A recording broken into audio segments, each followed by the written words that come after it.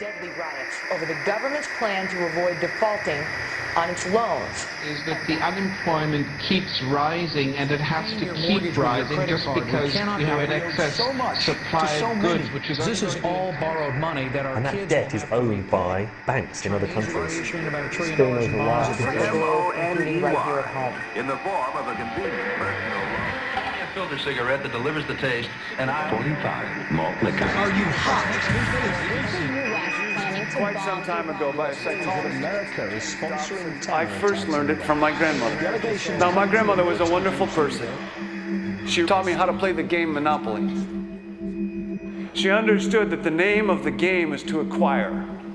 She would accumulate everything she could, and eventually she became the master of the board. And then she would always say the same thing to me. She'd look at me and she'd say, "One day, you'll learn to play the game."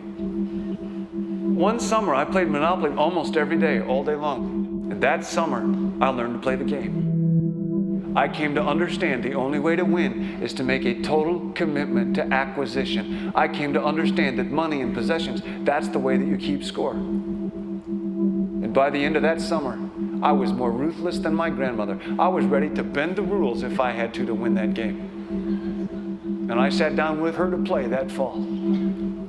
I took everything she had. I watched her give her last dollar and quit in utter defeat. And then she had one more thing to teach me. Then she said, "Now it all goes back in the box." All those houses and hotels, all the railroads and utility companies, all that property and all that wonderful money. Now it all goes back in the box. None of it was really yours. You got all heated up about it for a while. But it was around a long time before you sat down at the board. And it will be here after you're gone. Players come and players go. Houses and cars, titles and clothes, even your body. Because the fact is that everything I clutch and consume and hoard is going to go back in the box, and I'm going to lose it all. You have to ask yourself, when you finally get the ultimate promotion, when you've made the ultimate purchase, when you buy the ultimate home, when you have stored up financial security and climbed the ladder of success to the highest rung you can possibly climb it, and the thrill wears off, and it will wear off, then what? How far do you have to walk down that road before you see where it leads? Surely you understand, it'll never be enough. So you have to ask yourself the question, what matters?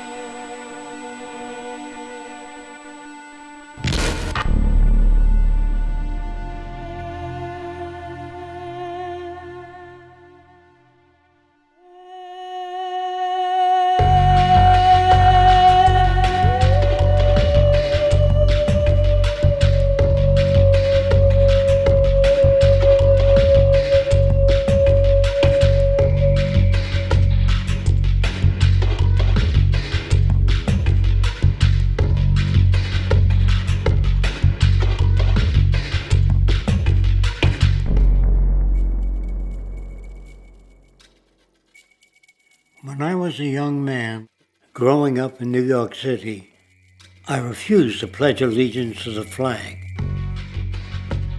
Of course, I was sent to the principal's office, and he asked me, "Why don't you want to pledge allegiance? Everybody does." I said, "Everybody once believed the earth was flat, but that doesn't make it so." I explained that America owed everything it has to other cultures and other nations, and that I would rather pledge allegiance to the earth and everyone on it. Needless to say, it wasn't long before I left school entirely, and I set up a lab in my bedroom. There I began to learn about science and nature. I realized then that the universe is governed by laws, and that the human being, along with society itself, was not exempt from these laws. Then came the crash of 1929, which began what we now call the Great Depression. I found it difficult to understand why millions were out of work, homeless, starving, while all the factories were sitting there. The resources were unchanged. It was then that I realized that the rules of the economic game were inherently invalid. Shortly after came World War II, where various nations took turns systematically destroying each other. I later calculated that all the destruction and wasted resources spent on that war could have easily provided for every human need on the planet. Since that time, I have watched humanity set the stage for its own extinction. I have watched as the precious finite resources are perpetually wasted and destroyed in the name of profit and free markets. I have watched the social values of society be reduced into a base artificiality of materialism and mindless consumption. And I have watched as the monetary powers control the political structure of supposedly free societies. I'm 94 years old now, and I'm afraid my disposition is the same as it was 75 years ago. This shit's got to go.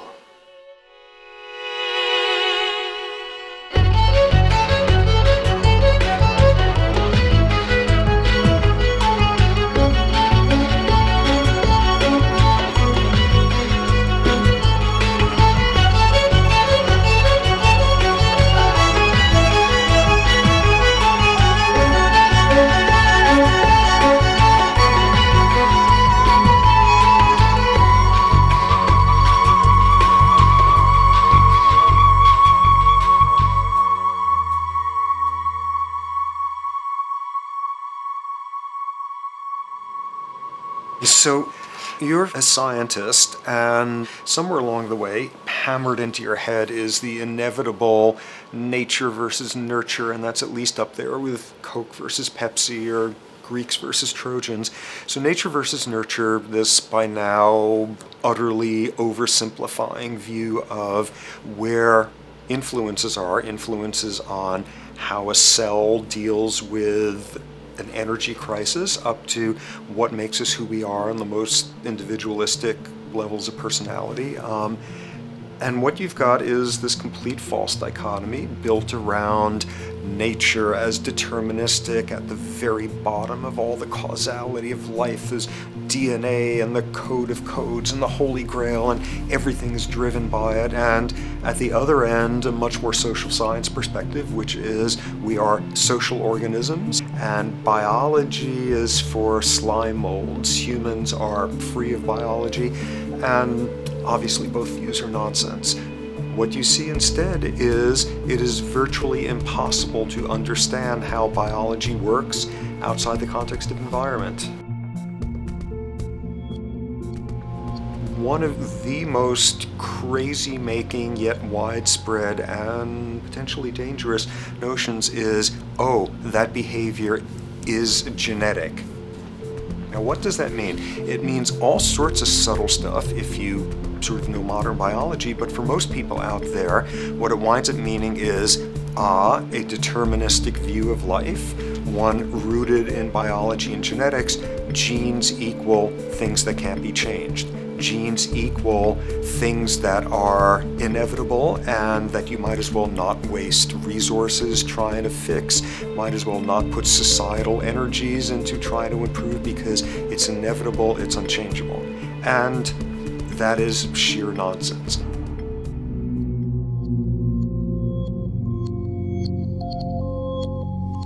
It is widely thought that conditions like ADHD are genetically programmed, conditions like schizophrenia are genetically programmed. The truth is the opposite. Nothing is genetically programmed. They're very rare diseases. I mean, a small handful, extremely sparsely represented in the population, that are truly genetically determined. Most complex conditions might have a predisposition that is a genetic component, but a predisposition is not the same as a predetermination. The whole search for the source of diseases in the genome was doomed to failure before anybody even thought of it, because most diseases are not genetically predetermined. Heart disease, cancer, strokes, rheumatoid conditions, autoimmune conditions in general, mental health conditions, addictions, these are none of them genetically determined. Breast cancer, for example, out of 100 women with breast cancer, only 7 will carry the breast cancer genes. 93 do not. And out of 100 women who do have the genes, not all of them will get cancer.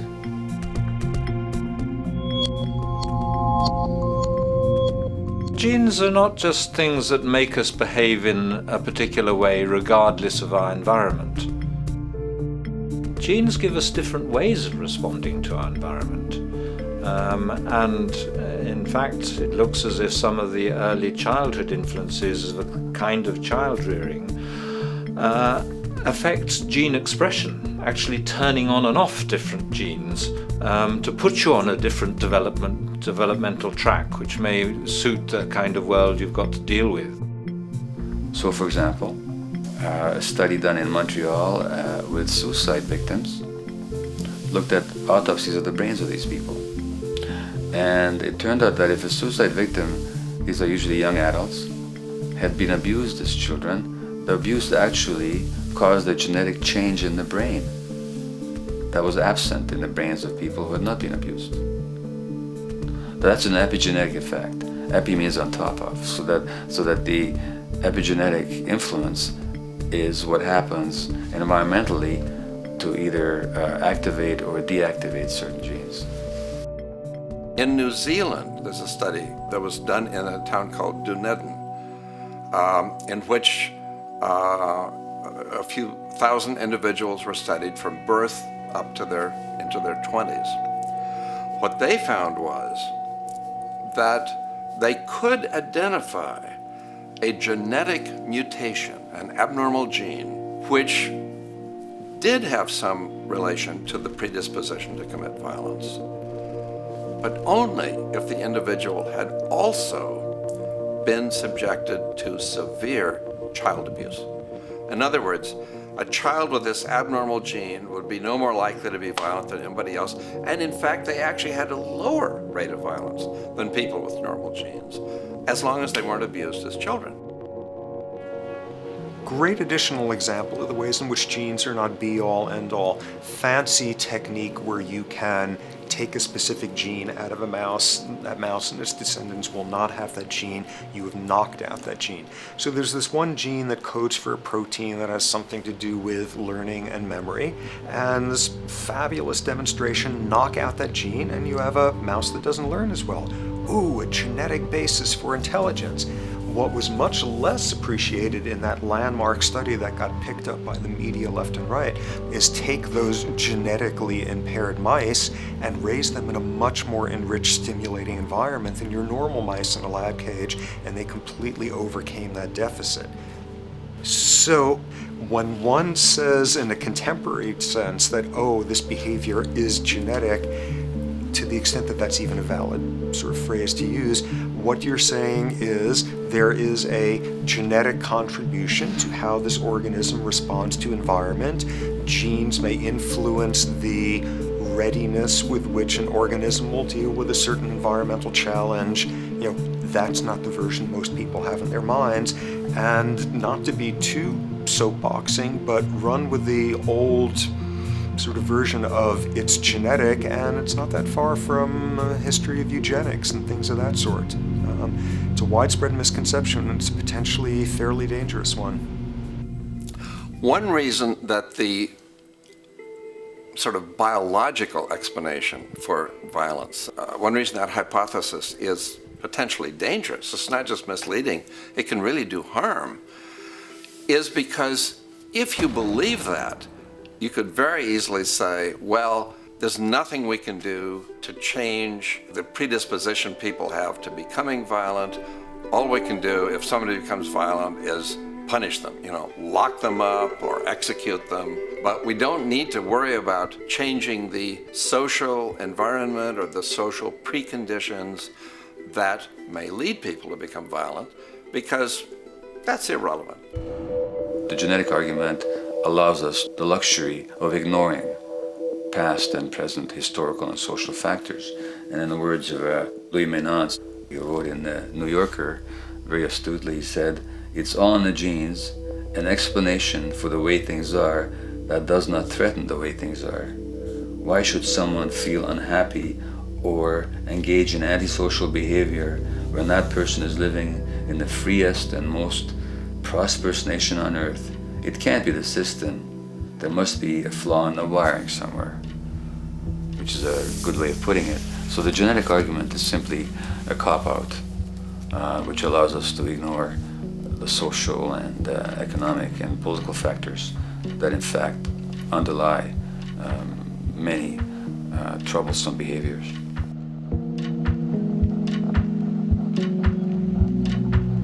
Addictions are usually considered to be a drug-related issue, but looking at it more broadly, I define addiction as any behavior that is associated with craving, with temporary relief, and with long-term negative consequences, along with an impairment of control over it, so that the person wishes to give it up or promises to do so, but can't follow through.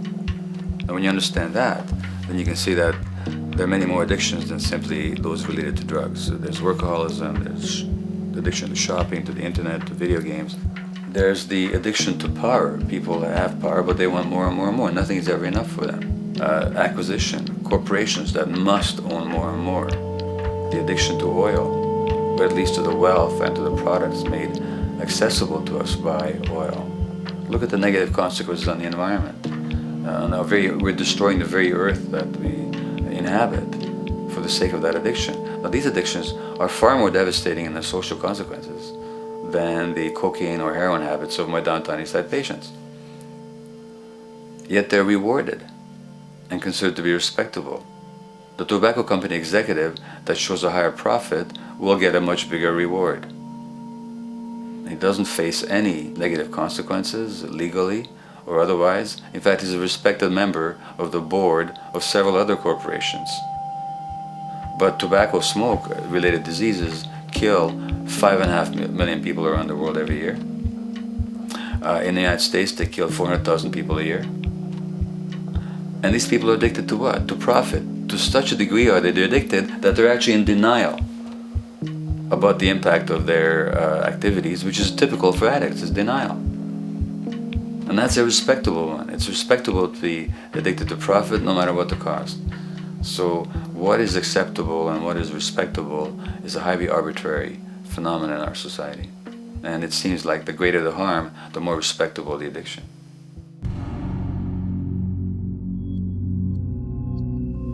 There's a general myth that drugs in themselves are addictive. In fact, the war on drugs is predicated on the idea that if you interdict the sources of drugs, you can deal with addiction that way. Now, if we understand addiction in a broader sense, we see that nothing in itself is addictive. No substance, no drug is by itself addictive, and no behavior is by itself addictive. Many people can go shopping without becoming shopaholics. Not everybody becomes a food addict. Not everyone who drinks a glass of wine becomes an alcoholic.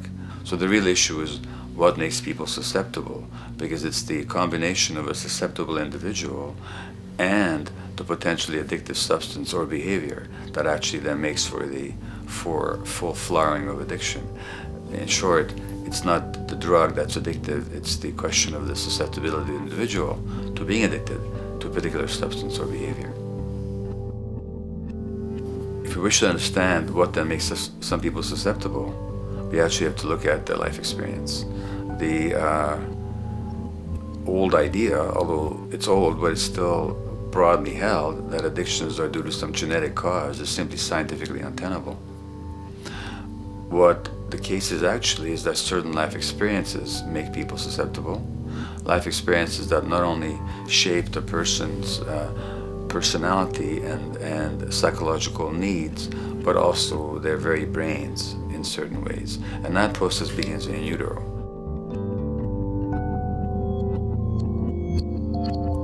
It's been shown, for example, that if you stress mothers during pregnancy, their children are more likely to have traits that predispose them to addictions.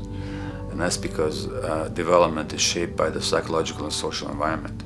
So the biology of human beings is very much affected by and programmed by their life experiences beginning in utero. Environment does not begin at birth. Environment begins as soon as you have an environment. As soon as you are a fetus, you are subject to whatever information is coming through mom's circulations, hormones, levels of nutrients. Great landmark example of this, something called the Dutch hunger winter. 1944, Nazis occupying Holland. For a bunch of reasons, they decide to take all the food and divert it to Germany. For 3 months, everybody there is starving. Tens of thousands of people starve to death. What the Dutch hunger winter effect is, if you were a second or third trimester fetus during the starvation, your body learned something very unique during that time. As it turns out, second, third trimester, something that your body is going about trying to learn about the environment is, well, how menacing of a place is it out there? How plentiful? How much nutrients am I getting by way of mom's circulation? Be a fetus who is starving during that time, and your body programs forever after to be really stingy with your sugar and fat, and what you do is you store every bit of it.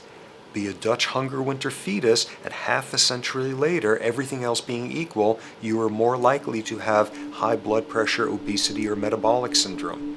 That is environment coming in a very unexpected place. You can stress animals in a laboratory when they're pregnant, and their offspring will be more likely to use cocaine and alcohol as adults.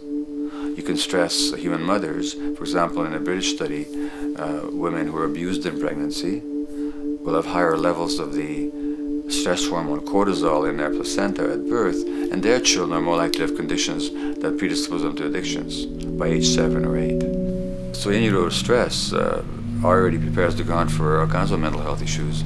Israeli study done prior on children born to mothers who were pregnant prior to the onset of the 1967 war. These women, of course, are very stressed, and their offspring have a higher incidence of schizophrenia than the average cohort.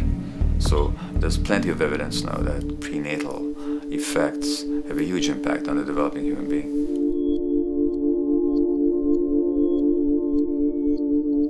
The point about human development, and specifically human brain development, is that it occurs mostly under the impact of the environment and mostly after birth. Now, if you compare us to a horse, which can run on the first day of life, we see that we are very undeveloped. We can't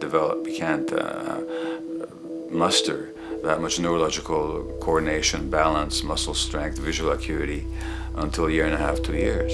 And that's because the brain development that in the horse happens in the safety of the womb, in a human being has to happen after birth. And that has to do with simple evolutionary logic. As the head gets larger, which is what makes us into human beings, the burgeoning of the forebrain is what creates the human species, actually. At the same time, we walk on 2 legs, so our pelvis narrows to accommodate that. So now we have a narrower pelvis, a larger head. Bingo, we have to be born prematurely. And that means that the brain development that in other animals occurs in utero, in us, occurs after birth. And much of that under the impact of the environment. And the concept of neural Darwinism simply means that the circuits that get the appropriate input from the environment will develop optimally, and the ones that don't will either not develop optimally or perhaps not at all. If you take a child with perfectly good eyes at birth and you put him in a dark room for 5 years, he'll be blind thereafter for the rest of his life, because the circuits of vision require light waves for their development. And without that, even the rudimentary circuits present and active at birth will atrophy and die, and new ones will not develop. There's a significant way in which early experiences shape adult behavior,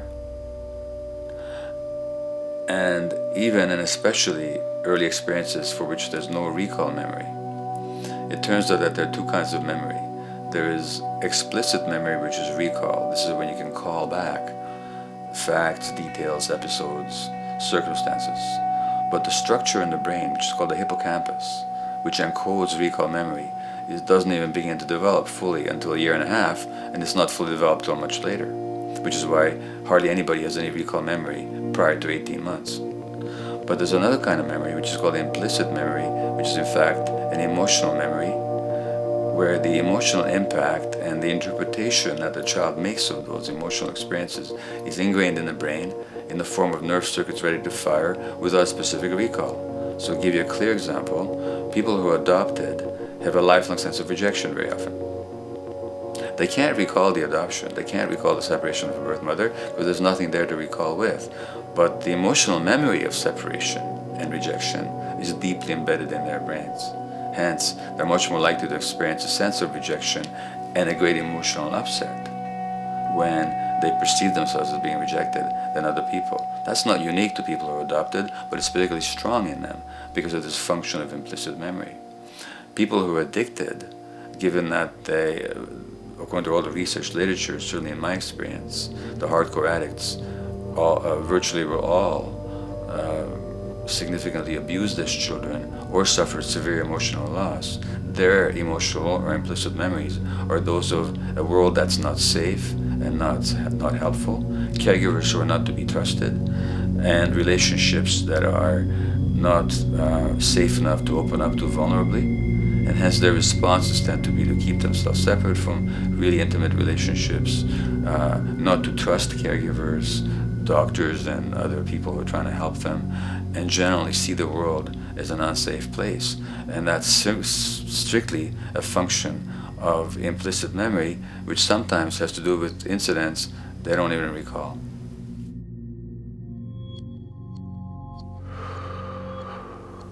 Infants who are born premature are often in incubators and various types of gadgetry and machinery for weeks and perhaps months. It's now known that if these children are touched and stroked on the back for just 10 minutes a day, that promotes their brain development. So human touch is essential for development. And in fact, infants who are never picked up will actually die.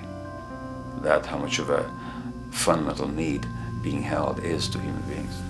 In our society, there's an unfortunate tendency to tell parents not to pick up their kids, not to hold them, not to pick up babies who are crying for fear of spoiling them, or to encourage them to sleep through the night. You don't pick them up, which is just the opposite of what the child needs.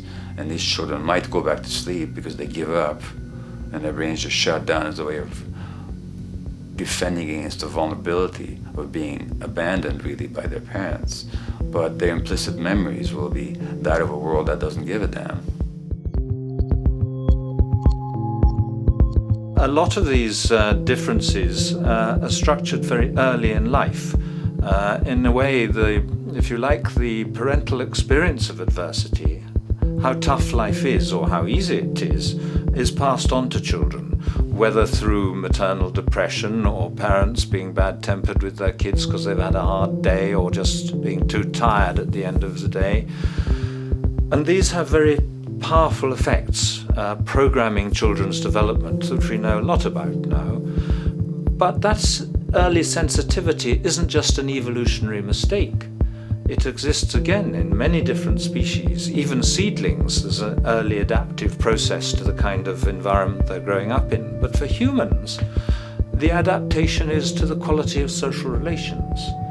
And so early life, how nurturing or how much conflict, how much attention you get, is a taster of the kind of world you may be growing up in. Are you growing up in a world where you have to fight for what you can get, watch your back, fend for yourself, learn not to trust others? Or are you growing up in a society where you depend on reciprocity, mutuality, cooperation, where empathy is important, where your security depends on good relations with other people? And that needs a very different emotional and cognitive development. And that's what the early sensitivity is about. And parenting is almost, quite unconsciously, a system for passing on that experience to children of the kind of world they're in. The great British child psychiatrist D.W. Winnicott said that fundamentally two things can go wrong in childhood. One is when things happen that shouldn't happen, and then things that should happen but don't. And the first category is the traumatic and abusive and abandonment experiences of my downtown East Side patients and of many addicts. That's what shouldn't happen but did. But then there is the non-stressed, attuned, non-distracted attention of the parent that every child needs, that very often children don't get. They're not abused, they're not neglected, and they're not traumatized. But what should happen, the presence of the emotionally available, nurturing parent, just is not available to them because of the stresses in our society and the parenting environment. And the psychologist Alan Shore calls that proximal abandonment, when the parent is physically present but emotionally absent. I have spent roughly the last 40 years of my life working with the most violent people our society produces, murderers, rapists, and so on, in an attempt to understand what causes this violence. I discovered that the most violent of the criminals in our prisons had themselves been victims of a degree of child abuse that was beyond the scale of what I ever thought of applying the term child abuse to. I had no idea of the depth of the depravity with which children in our society are all too often treated. The most violent people I saw were themselves the survivors of their own attempted murder, often at the hands of their parents or other people in their social environment, or were the survivors of family members who'd been killed, their closest family members, by other people. The Buddha argued that everything depends on everything else. He says the one contains the many and the many contains the one. That you can't understand anything in isolation from its environment. The leaf contains the sun, the sky, and the earth, obviously. This has not been shown to be true, of course, all around, and specifically when it comes to human development. The modern scientific term for it is the biopsychosocial nature of human development, which says that the biology of human beings depends very much on their interaction with the social and psychological environment.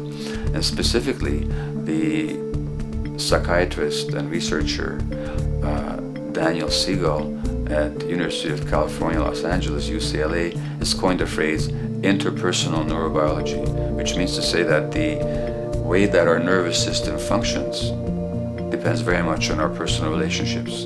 In the first place with the parenting caregivers, and in the second place with other important attachment figures in our lives, and in the third place with our entire culture. So that you can't separate the neurological functioning of a human being from the environment in which he or she grew up in and continues to exist in. And this is true throughout the life cycle. It's particularly true when you're dependent and helpless and your brain is developing, but it's true even in adults and even at the end of life.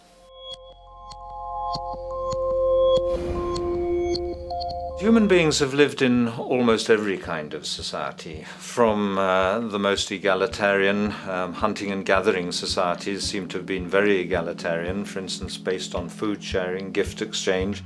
Small bands of people living predominantly off of foraging, but a little bit of hunting.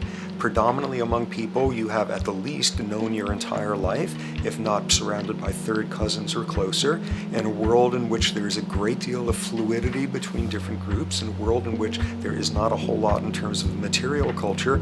This is how humans have spent most of their hominid history. And no surprise, that makes for a very different world. One of the things you get as a result of that is far less violence. Organized group violence is not something that occurred at that time of human history, and that seems quite clear. So where did we go wrong?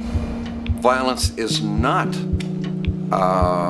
universal. It's not symmetrically distributed throughout the human race. There is a huge variation in the amount of violence in different societies.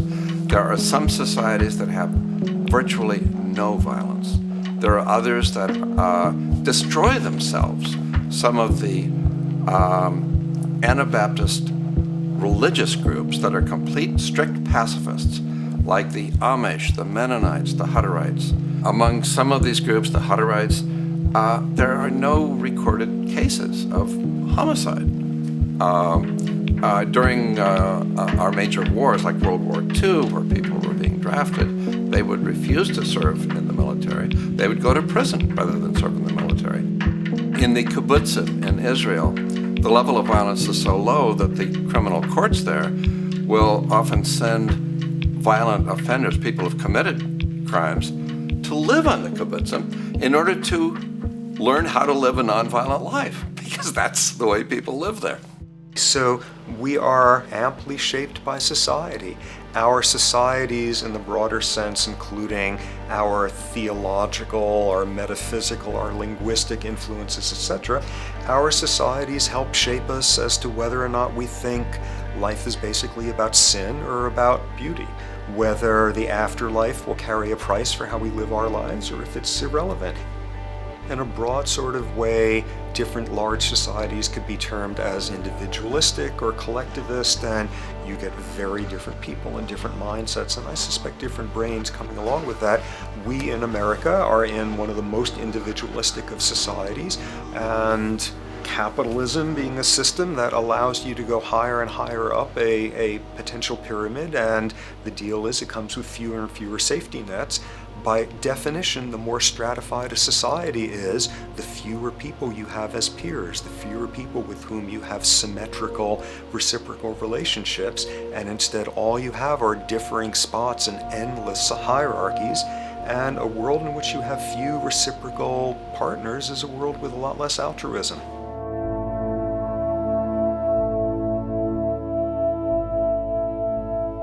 Alright, so this brings us to a total impossible juncture, which is to try to make sense in perspective of science as to what the nature is of human nature. You know, on a certain level, the nature of our nature is not to be particularly constrained by our nature. We come up with more social variability than any species out there, more systems of belief, of styles of family structures, of ways of raising children. The capacity for variety that we have is extraordinary.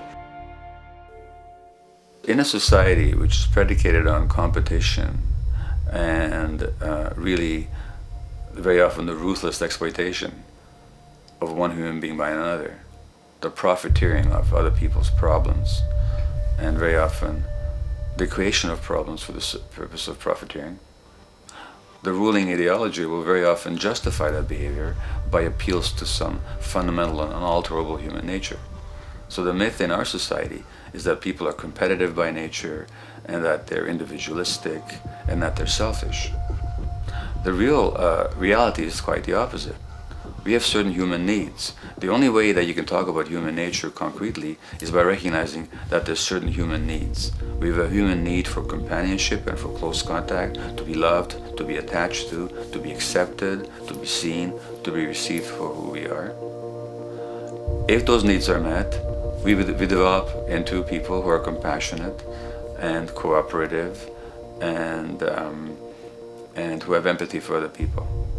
So the opposite that we often see in our society is in fact the distortion of human nature, precisely because so few people have their needs met. So yes, you can talk about a human nature, but only in the sense of basic human needs that are instinctively evoked, or I should say certain human needs that lead to certain traits if they are met, and a different set of traits if they're denied. So, when we recognize the fact that the human organism, which has a great deal of adaptive flexibility, allowing us to survive in many different conditions, is also rigidly programmed for certain environmental requirements or human needs, a social imperative begins to emerge. Just as our bodies require physical nutrients, the human brain demands positive forms of environmental stimulus at all stages of development, while also needing to be protected from other negative forms of stimulus. And if things that should happen do not, or if things that shouldn't happen do, it is now apparent that the door can be opened for not only a cascade of mental and physical diseases, but many detrimental human behaviors as well. So as we turn our perspective now outward and take account for the state of affairs today, we must ask the question, is the condition we have created in the modern world actually supporting our health? Is the bedrock of our socioeconomic system acting as a positive force for human and social development and progress? Or is the foundational gravitation of our society actually going against the core evolutionary requirements needed to create and maintain our personal and social well-being?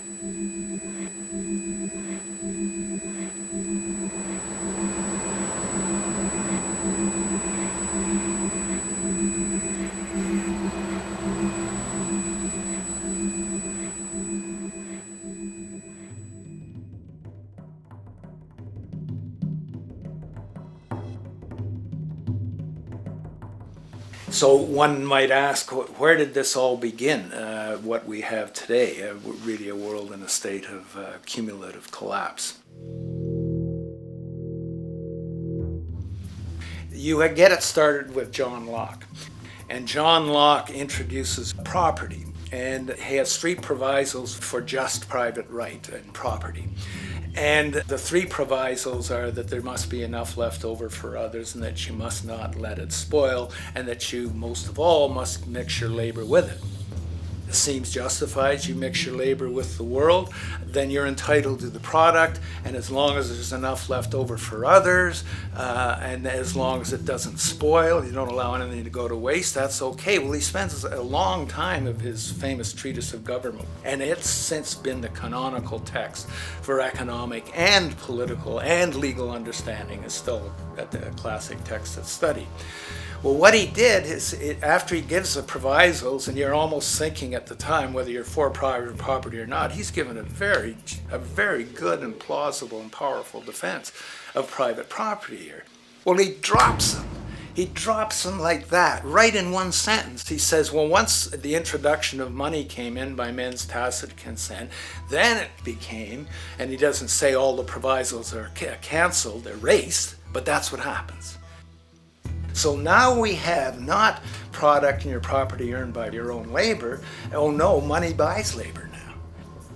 There's no longer a consideration of whether there's enough left over for others. There's no longer a consideration of whether it spoils, because he says, well, money's like silver and gold can't spoil, therefore monies can't be responsible for waste, which is ridiculous. We're not talking about money and silver, we're talking about what its effects are. It's one non sequitur after another. Just the most startling logical legerdemain that he gets away with here. But it fits the interests of capital owners. Then Adam Smith comes along, and what he adds is the religion to this. Locke started with God made it all this way. This is God's right. And now we get also with Smith coming along and says it's not only God's, I mean, he's not saying this, but this is what's happening philosophically in principle. He's saying it's not only a question of private property, that's all now presupposed, is given. And that there's money investors that buy labor, given. That there's no limit to how much they can buy of other men's labor, how much they can accumulate, how much inequality, that's all given now. And so he comes along, and what his big idea is, and again, it's just introduced in parentheses, en passant. You know, when people put out the goods for sale and others, you know, the supply, and other people buy them with the demand and so forth, how do we have supply equaling demand or demand equaling supply? How can they come into equilibrium? And that is one of the central notions of economics, is how do they come into equilibrium? And he says it's the invisible hand of the market. that brings them into equilibrium. So now we have God is actually immanent. He just didn't give the rights to property and how, all its wherewithal and its natural rights of doing all that Locke said. Now we have the system itself as God. In fact, Smith says, when he talks, and you'll never find this quote again, I have to read the whole of the Inquiry into the Wealth of Nations. He says, the scantiness of subsistence sets limits to the reproduction of the poor, and that nature can deal with this in no other way than elimination of their children. So he anticipated evolutionary theory in the worst sense. This is well before Darwin. And so he called them the race of laborers. So you can see there was inherent racism built in here. There was an inherent acceptance, life blindness to kill innumerable children.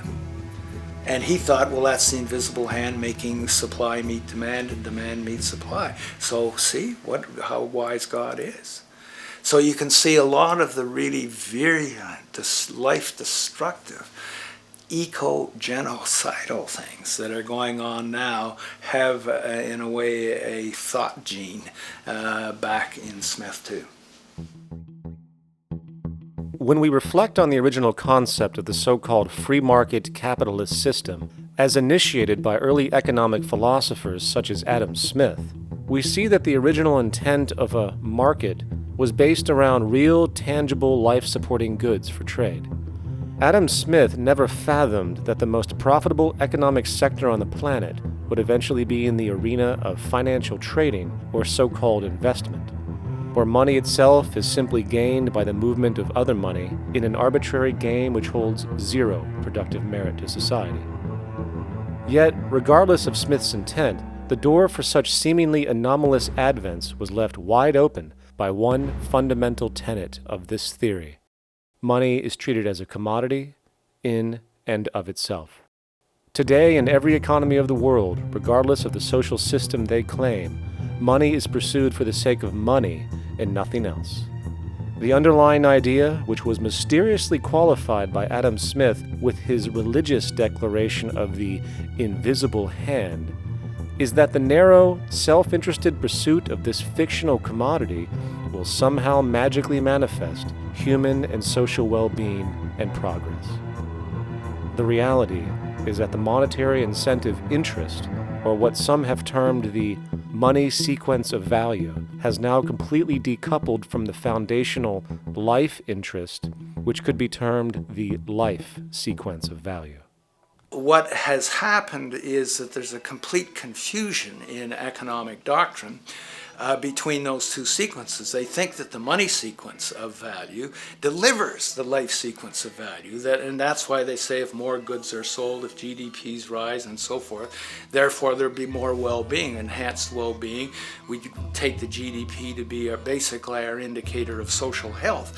Well, there you see the confusion. It's talking about money sequences of value, that is all the receipts, all the revenues that are derived from selling goods, and they're confusing that with life reproduction, so that you have built right into this thing from the beginning is a complete conflation of the money and life sequences of value. So we're dealing with a kind of structured delusion that becomes more and more deadly as the money sequence decouples from producing anything at all. So it's a system disorder, and the system disorder seems to be fatal.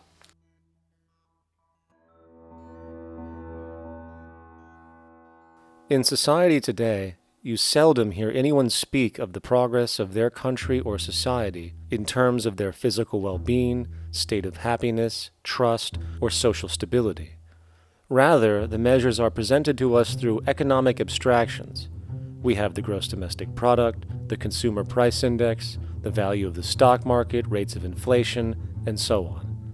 But does this tell us anything of real value as to the quality of people's lives? No, all these measures have to do with the money sequence itself and nothing more. For example, the gross domestic product of a country is a measure of the value of goods and services sold. This measure is claimed to correlate to the standard of living of a country's people. In the United States, healthcare accounted for over 17% of GDP in 2009, amounting to over $2.5 trillion spent, hence creating a positive effect on this economic measure. And based on this logic, it would be even better for the U.S. economy if healthcare services increased more so, perhaps to $3 trillion or $5 trillion, since that would create more growth, more jobs, and hence boasted by economists as a rise in their country's standard of living. But wait a minute, what do healthcare services actually represent? Well, sick and dying people. That's right, the more unhealthy people there are in America, the better the economy. Now, that is not an exaggeration or a cynical perspective. In fact, if we step back far enough, you will realize that the GDP not only doesn't reflect real public or social health on any tangible level, it is, in fact, mostly a measure of industrial inefficiency and social degradation. And the more you see it rise, the worse things are becoming with respect to personal, social, and environmental integrity. You have to create problems to create profit. There is no profit under the current paradigm in saving lives, putting balance on this planet, having justice and peace or anything else. There's just no profit there. There's an old saying, pass a law, create a business. Whether you're creating a business for a lawyer or whatever. So, crime does create business, just like destruction creates business in Haiti. We have now roughly 2 million people incarcerated in this country, and of those, many of them are in prisons run by private corporations, Corrections Corporation of America, Wackenhut, who trade their stock on Wall Street based upon how many people are in jail. Now that's sickness, but that is a reflection of what this economic paradigm calls for. So what exactly does this economic paradigm call for? What is it that keeps our economic system going?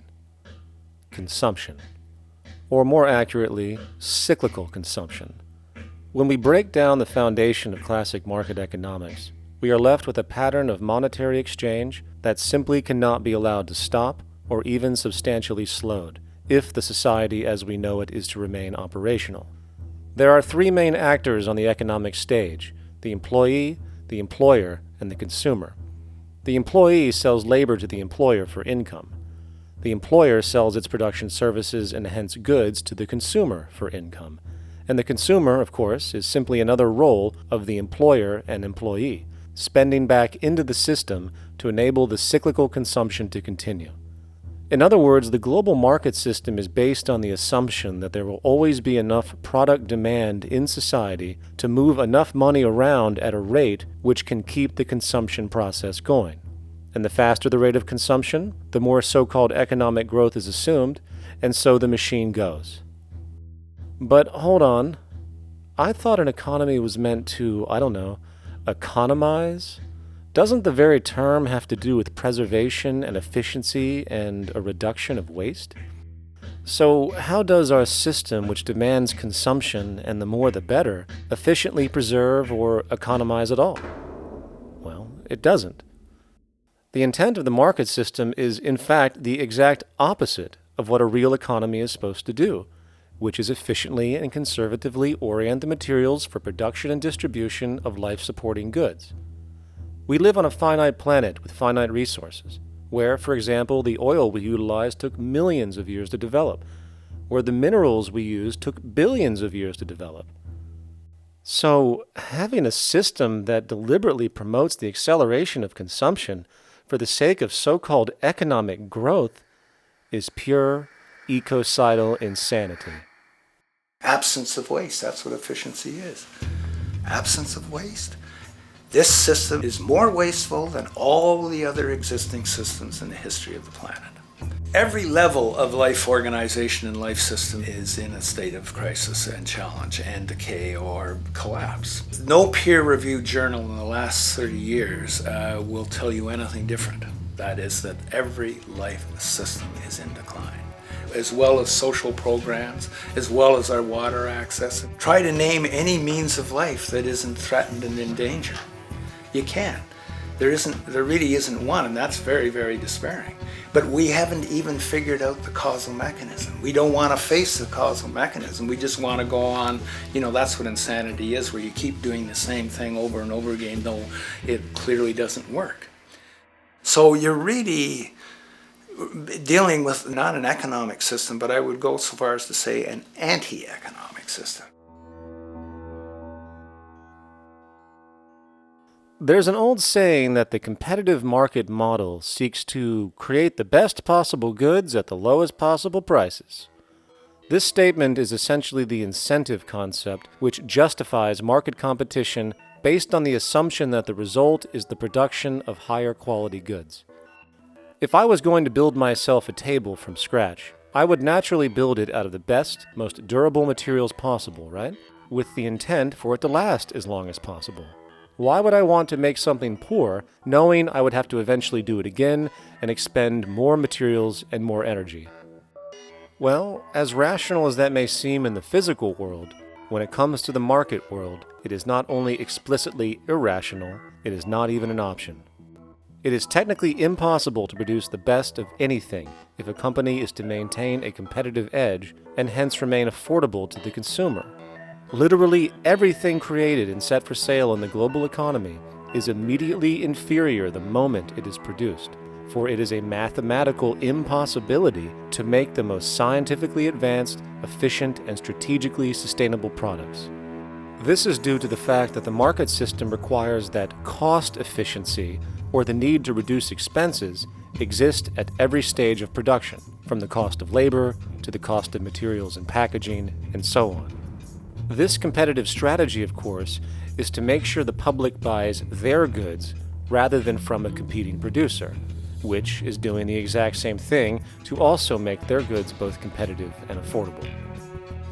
This immutably wasteful consequence of the system could be termed intrinsic obsolescence. However, this is only one part of a larger problem. A fundamental governing principle of market economics, one that you will not find in any textbook, by the way, is the following. Nothing produced can be allowed to maintain a lifespan longer than what can be endured in order to continue cyclical consumption. In other words, it is critical that stuff break down, fail, and expire within a certain amount of time. This is termed planned obsolescence. Planned obsolescence is the backbone of the underlying market strategy of every goods-producing corporation in existence. While very few, of course, would admit to such a strategy outright, what they do is mask it within the intrinsic obsolescence phenomenon just discussed, while often ignoring or even suppressing new advents in technology which might create a more sustainable, durable good. So, if it wasn't wasteful enough that the system inherently cannot allow the most durable and efficient goods to be produced, planned obsolescence deliberately recognizes that the longer any good is in operation, the worse it is for sustaining cyclical consumption and hence the market system itself. In other words, product sustainability is actually inverse to economic growth, and hence there is a direct, reinforced incentive to make sure lifespans are short of any given good produced. And in fact, the system cannot operate any other way. One glance at the sea of landfills now spreading across the world show the obsolescence reality. There are now billions of cheaply made cell phones, computers, and other technology, each full of precious, difficult-to-mine materials such as gold, coltan, copper, now rotting in vast piles, usually due to the mere malfunction or obsolescence of small parts, which, in a conservative society, could likely be fixed or updated, and the life of the good extended. Unfortunately, as efficient as that may seem in our physical reality, living on a finite planet with finite resources, it is explicitly inefficient with respect to the market. To put it into a phrase, efficiency, sustainability, and preservation are the enemies of our economic system. Likewise, just as physical goods need to be constantly produced and reproduced regardless of their environmental impact, the service industry operates with an equal rationale. The fact is, there is no monetary benefit to resolving any problems which are currently being serviced, At the end of the day, the last thing the medical establishment really wants is the curing of diseases such as cancer, which would eliminate countless jobs and trillions in revenue. And since we're on the subject, crime and terrorism in this system are good. Well, at least economically, for it is employing police, generating high-value commodities for security, not to mention the value of prisons that are privately owned for profit. And how about war? The war industry in America is a huge driver of GDP, one of the most profitable industries, producing weapons of death and destruction. The favorite game of this industry is to blow things up and then go and rebuild them for profit. We saw this with the windfall billion-dollar contracts made from the Iraq War. The bottom line is that socially negative attributes of society have become positively rewarded ventures for industry, and any interest in problem resolution or environmental sustainability and conservation is intrinsically counter to economic sustainability. And this is why, every time you see the GDP rise in any country, you are witnessing an increase in necessity, whether real or contrived. And by definition, a necessity is rooted in inefficiency. Hence, increased necessity means increased inefficiency. The American dream is based on rampant consumerism. It is based upon the fact that mainstream media, and especially commercial advertising, all corporations who need this infinite growth have convinced us or brainwashed most people in America, and hence the world, that we have to have X number of material possessions and the possibility of gaining infinitely more material possessions in order to be happy. That's just not true. So why do people continue to buy in this way, which is ultimately eco-genocidal in its systemic effects cumulatively? And it just is classical operant conditioning. You simply put inputs of conditioning into the organism, and you have outputs of desired behaviors or goals or objectives. And it has all the resources of technology. And they boast about how they get into the minds of infants. What they hear is already making them conditioned to the brand. Then you see, well, that's how people have been such fools. In a way, they've been taught to be fools. It's a value system disorder. You know, if there is any testament to the plasticity of the human mind, if there is any proof to how malleable human thought is and how easily conditioned and guided people can become based on the nature of their environmental stimulus and what it reinforces, the world of commercial advertising is the proof. You have to stand in awe at the level of brainwashing, where these programmed robots known as consumers wander the landscape only to walk into a store and spend, say, $4,000 on a handbag that likely costs $10 to make in a sweatshop overseas, only for the brand status it supposedly represents in the culture.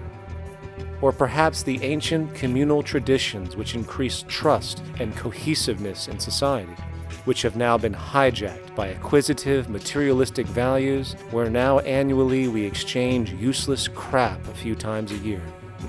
And we might wonder why so many today have a compulsion to shopping and acquisition, when it is clear that they have been conditioned from childhood to expect material goods as a sign of their status with friends and family.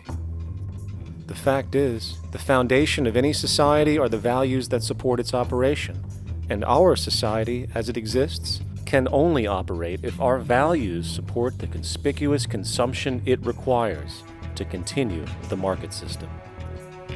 75 years ago, consumption in America and much of the First World was half of what we see today per person.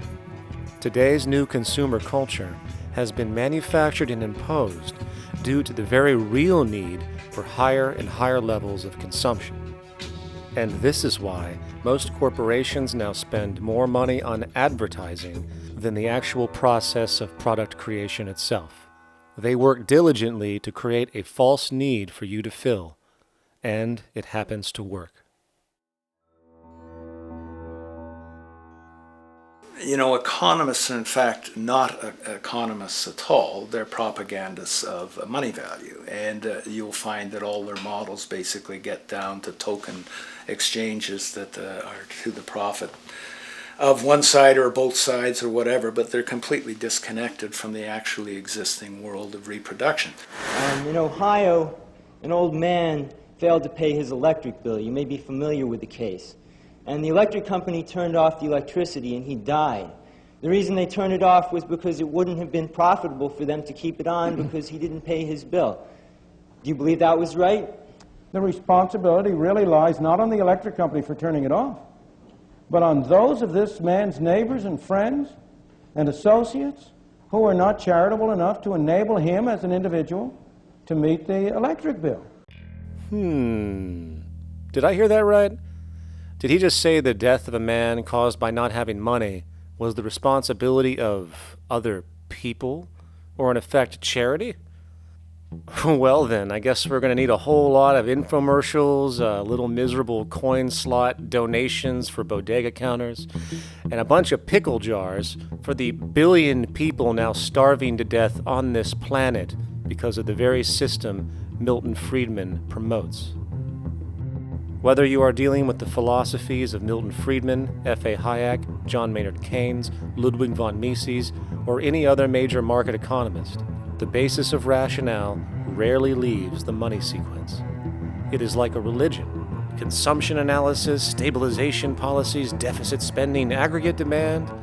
It exists as a never-ending, self-referring, self-rationalizing circle of discourse where universal human need, natural resources, or any form of physical life-supporting efficiency is ruled out by default and replaced by the singular notion that humans seeking advantage over each other for money alone, motivated by their own narrow self-interest, will magically create a sustainable, healthy, balanced society.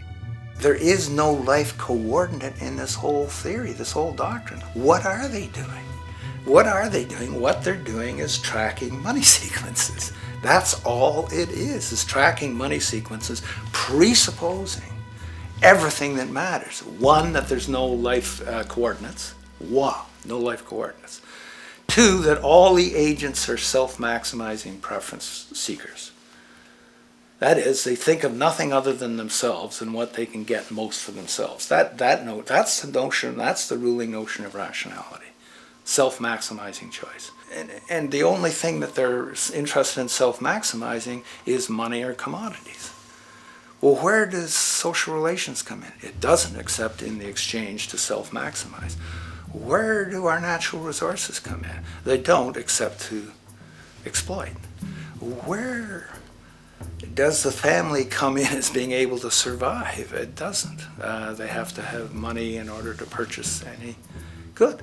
Well, shouldn't an economy deal somewhere with human need? Isn't that what the fundamental issue is, to satisfy human needs? Oh, need isn't even in your lexicon.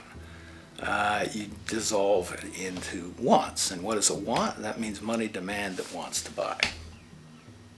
Well, if it's money demand that wants to buy, it's got nothing to do with need, because it may be the person has no money demand and desperately needs, say, water supply. Or it may be money demand wants a gold toilet seat. Well, where does it all go? To the gold toilet seat. And you call this economics? Like, it's really, when one thinks of it, it's got to be the most bizarre delusion in the history of human thought.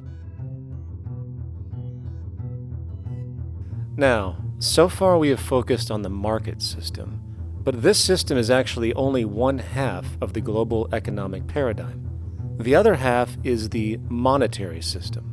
While the market system deals with the interaction of people gaming for profit across the spectrum of labor, production, and distribution, the monetary system is an underlying set of policies set by financial institutions which create conditions for the market system, among other things. It includes terms we often hear, such as interest rates, loans, debt, the money supply, inflation, etc. And while you might want to pull your hair out listening to the gibberish coming from the monetary economists, modest preemptive actions can obviate the need of more drastic actions at a later date. The nature and effect of this system is actually quite simple. Our economy has, or the global economy has, three basic things that govern it. One is fractional reserve banking, banks printing money out of nothing. It's also based upon compound interest. When you borrow money, you have to pay back more than you borrowed, which means that you, in effect, create money out of thin air, again, which has to be serviced by creating still more money. We live in an infinite growth paradigm. The economic paradigm we live in now is a Ponzi scheme. Nothing grows forever. It's not possible. As the great psychologist James Hillman wrote, the only thing that grows in a human body after a certain age is cancer. It's not just the amount of money that has to keep growing, it's the amount of consumers. Consumers to borrow money at interest to generate more money, and obviously that's not possible on a finite planet. People are basically vehicles to just create money, which must create more money to keep the whole thing from falling apart, which is what's happening right now. There are really only two things anyone needs to know about the monetary system. 1. All money is created out of debt.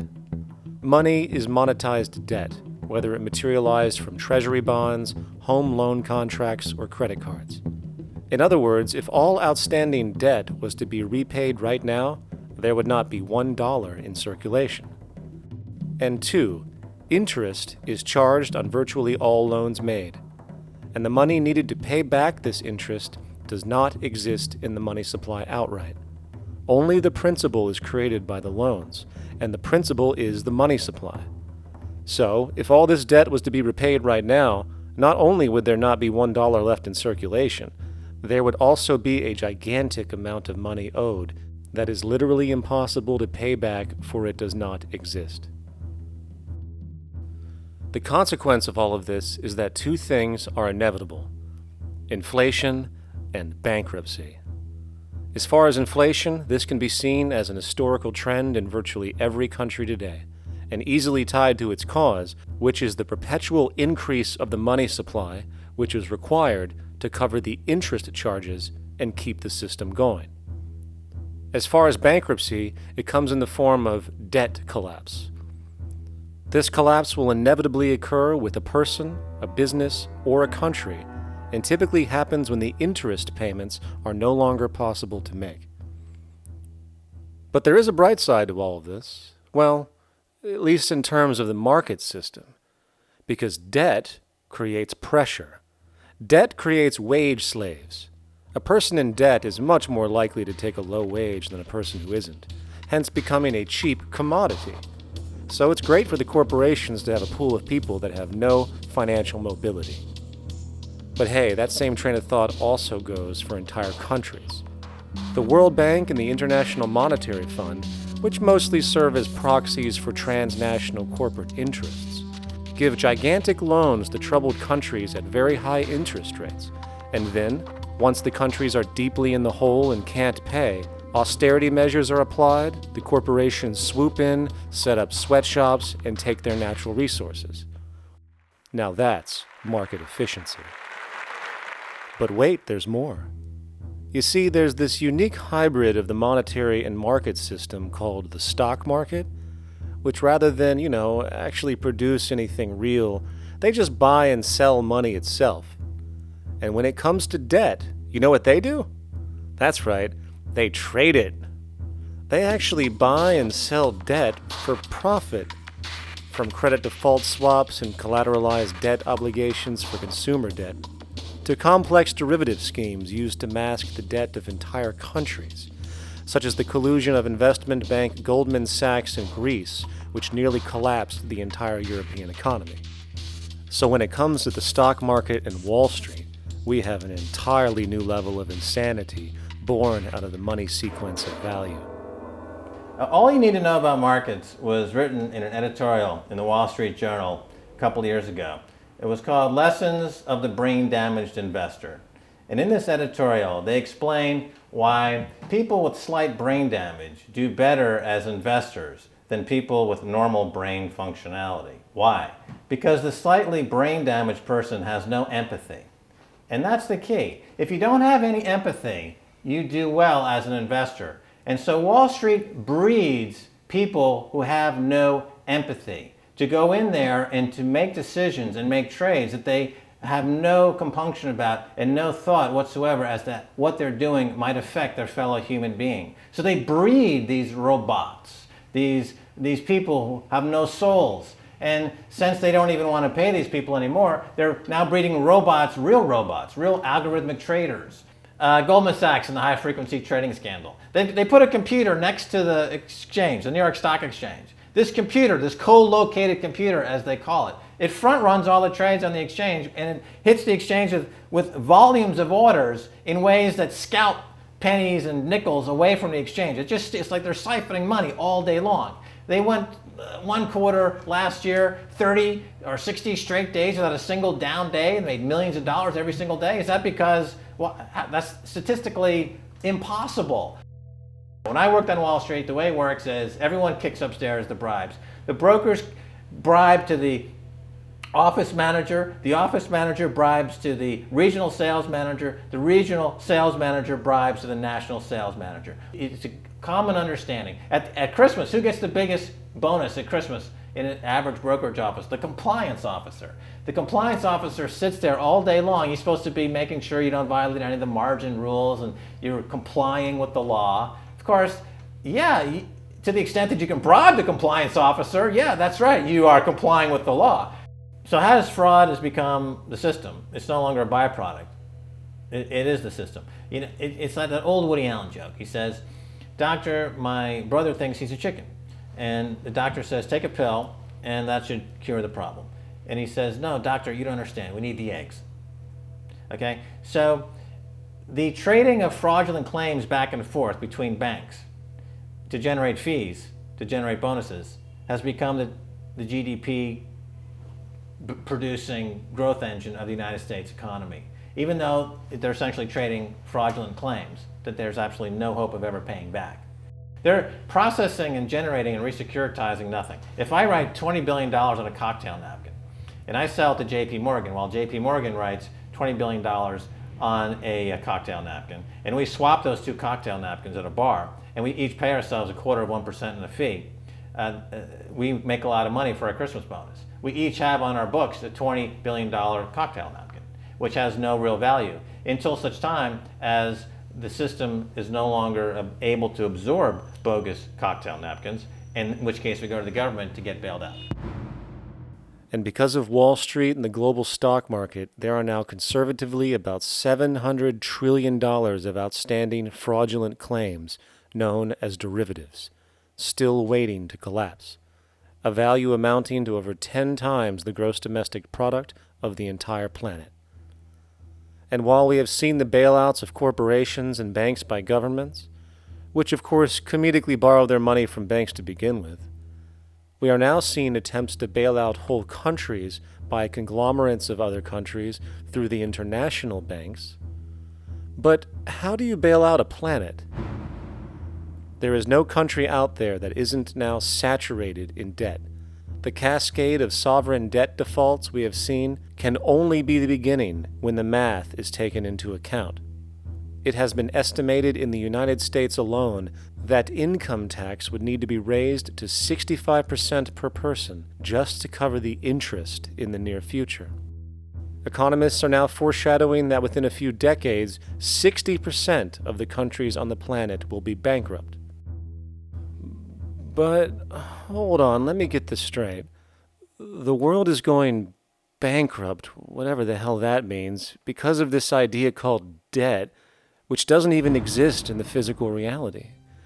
It's only part of a game that we've invented. And yet, the well-being of billions of people is now being compromised.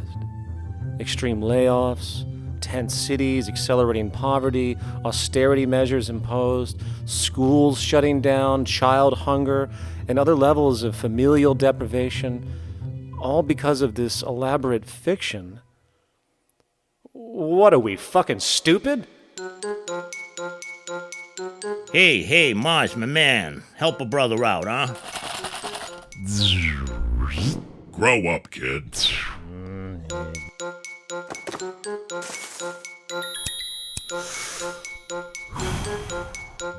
Saturn, what's up, man?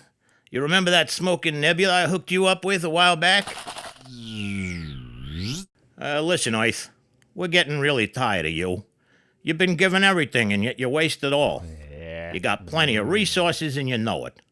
Why don't you grow up and learn some responsibility, for Christ's sake? You're making your mother miserable.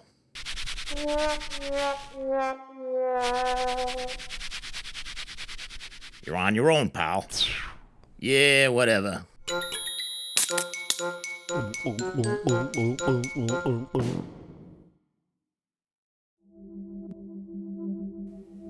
Now, all of this considered, from the waste machine known as the market system to the debt machine known as the monetary system, hence creating the monetary market paradigm which defines the global economy today, there is one consequence that runs through the entire machine: inequality.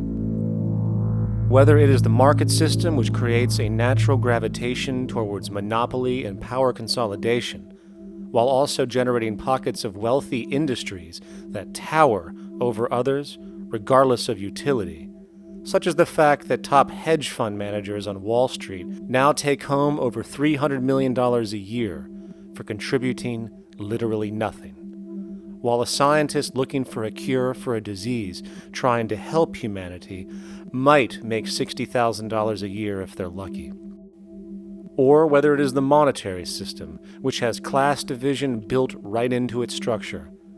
For example, if I have $1 million to spare and I put it into a CD at 4% interest, I will make $40,000 a year. No social contribution, no nothing.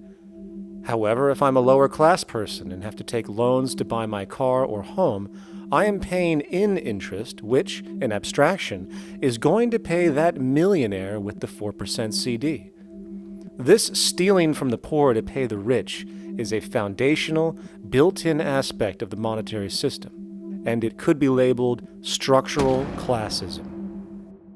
Of course, historically, social stratification has always been deemed unfair, but obviously accepted overall as now 1% of the population owns 40% of the planet's wealth. But, material fairness aside, there is something else going on underneath the surface of inequality, causing an incredible deterioration in public health as a whole. Well, I think people are often puzzled by the contrast between the material success of our societies, unprecedented levels of wealth, and the many social failings. I mean, if you look at the rates of drug abuse or violence or self-harm amongst kids or mental illness, there's clearly something going deeply wrong with our societies. What the data that I've been describing does is simply shows that intuition that people have had for hundreds of years, that inequality is divisive and socially corrosive, that intuition is truer than I think we ever imagined. There are very powerful psychological and social effects of inequality, more to do, I suppose, with feelings of superiority and inferiority, that kind of division, and maybe going with the sort of respect, disrespect, people feeling looked down on at the bottom, which, by the way, is why violence is more common in more unequal societies. It's the trigger to violence is so often people feeling looked down on and disrespected. If there is one principle I can emphasize that is the most important principle underlying the prevention of violence, it would be equality.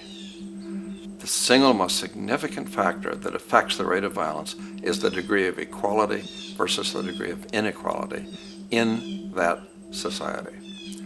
So what one's looking at is a sort of general social dysfunction. It's not just one or two things that go wrong as inequality increases. It seems to be everything, whether we're talking about crime or health or mental illness or whatever. One of the really disturbing findings out in public health there is never ever make the mistake of being poor. or being born poor, your health pays for it in endless sorts of ways, something known as the health socioeconomic gradient. As you move down from the highest strata in society in terms of socioeconomic status, every step down, health gets worse for umpteen different diseases. Life expectancy gets worse, infant mortality rate, everything you could look at. So a huge issue has been, why is it that this gradient exists? Totally simple, obvious answer, which is if you were chronically sick, you're not going to be very productive, so health causes drive socioeconomic differences. Not that in the slightest. On the very simple level that you could look at socioeconomic status of a 10-year-old, and that's going to predict something about their health decades later. So that's the direction of causality. Next one, what's it about? Oh, it's perfectly obvious. Poor people can't afford to go to the doctor. It's healthcare access. It's got nothing to do with that, because you see these same gradients in countries with universal healthcare, socialized medicine. Okay, next simple explanation. Oh, on the average, the poorer you are, the more likely you are to smoke, to drink, to all sorts of lifestyle risk factor stuff. Yeah, those contribute, but careful studies have shown that explains maybe about a third of the variability. So what's left? And what's left is having a ton to do with the stress of poverty. So the poorer you are, starting off being, the person who's $1 income behind Bill Gates, the poorer you are in this country, on the average, the worse your health is. This tells us something really important. The health connection with poverty, it's not about being poor, it's about feeling poor. Increasingly, we recognize that chronic stress is an important influence on health, but the most important sources of stress are the quality of social relations. And if there is anything that lowers the quality of social relations, it is the socioeconomic stratification of society. What science has now shown is that regardless of material wealth, the stress of simply living in a stratified society leads to a vast spectrum of public health problems. And the greater the inequality, the worse they become. Life expectancy, longer in more equal countries. Drug abuse, less in more equal countries. Mental illness, less in more equal countries. Social capital, meaning the ability of people to trust each other, naturally greater in more equal countries. Educational scores, higher in more equal countries. Homicide rates, less in more equal countries. Crime and rates of imprisonment, less in more equal countries. It goes on and on. Infant mortality, obesity, teen birth rate, less in more equal countries. And perhaps most interesting, innovation, greater in more equal countries, which challenges the age-old notion that a competitive, stratified society is somehow more creative and inventive. Moreover, a study done in the UK called the Whitehall Study confirmed that there is a social distribution of disease as you go from the top of the socioeconomic ladder to the bottom. For example, it was found that the lowest rungs of the hierarchy had a 4-fold increase of heart disease-based mortality compared to the highest rungs. And this pattern exists irrespective of access to health care. Hence, the worse a person's relative financial status, the worse their health is going to be on average. This phenomenon is rooted in what could be termed psychosocial stress, and it is at the foundation of the greatest social distortions plaguing our society today. Its cause? The monetary market system. Make no mistake, the greatest destroyer of ecology, the greatest source of waste and depletion and pollution, the greatest purveyor of violence, war, crime, poverty, animal abuse, and inhumanity, the greatest generator of social and personal neuroses, mental disorders, depression, anxiety, not to mention the greatest source of social paralysis, stopping us from moving into new methodologies for personal health, global sustainability, and progress on this planet, is not some corrupt government or legislation, not some rogue corporation or banking cartel, not some flaw of human nature, and not some secret hidden cabal that controls the world. It is, in fact, the socio-economic system itself at its very foundation.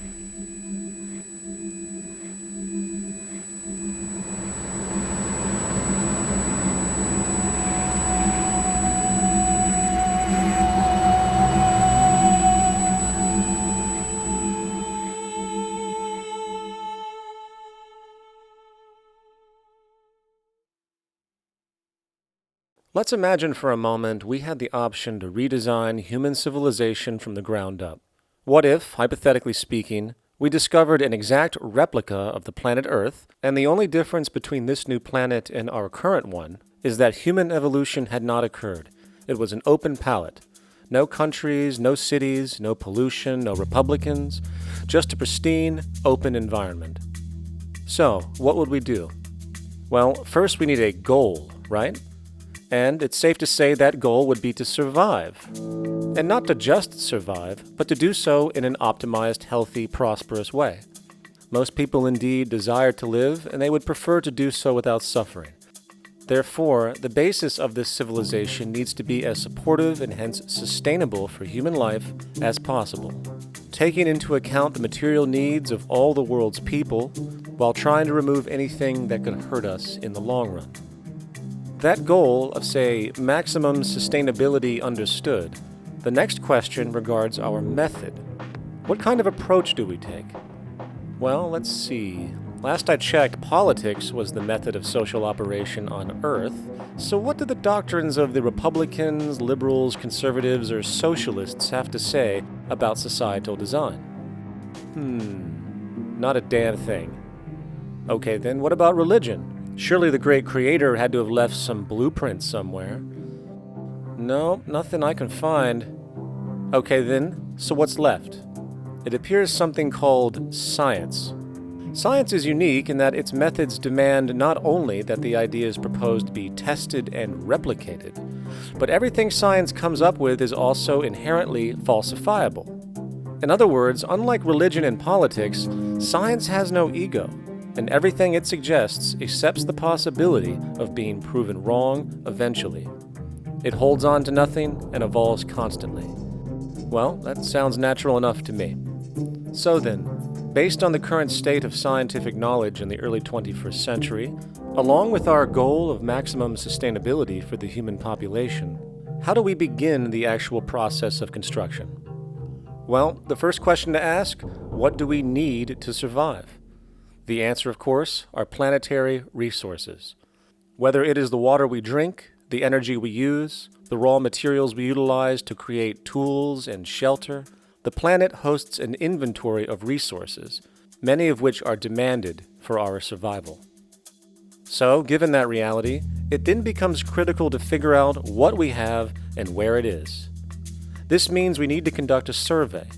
We simply locate and identify every physical resource on the planet we can, along with the amount available at each location, from the deposits of copper, to the most potent locations for wind farms to produce energy, to the natural freshwater springs, to an assessment of the amount of fish in the ocean, to the most prime arable land for food cultivation, etc.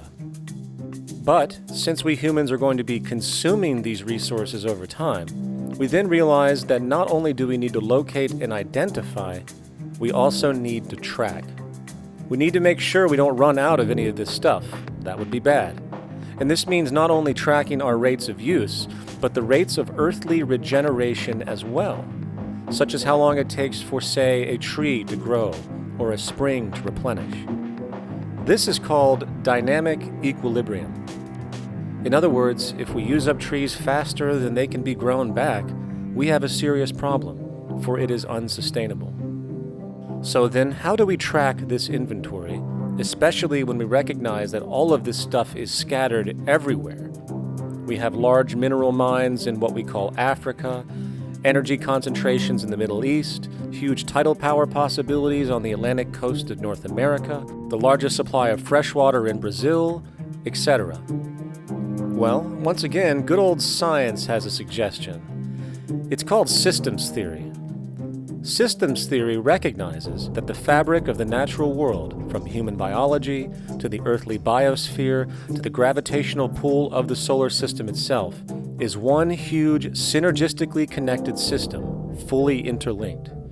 Just as human cells connect to form our organs, and the organs connect to form our bodies, and since our bodies cannot live without the earthly resources of food, air, and water, we are intrinsically connected to the earth, and so on. So, as nature suggests, we take all of this inventory and tracking data and create a system to manage it. A global resource management system, in fact, to account for every relevant resource on the planet. There is simply no logical alternative if our goal as a species is survival in the long run. We have to keep track as a whole.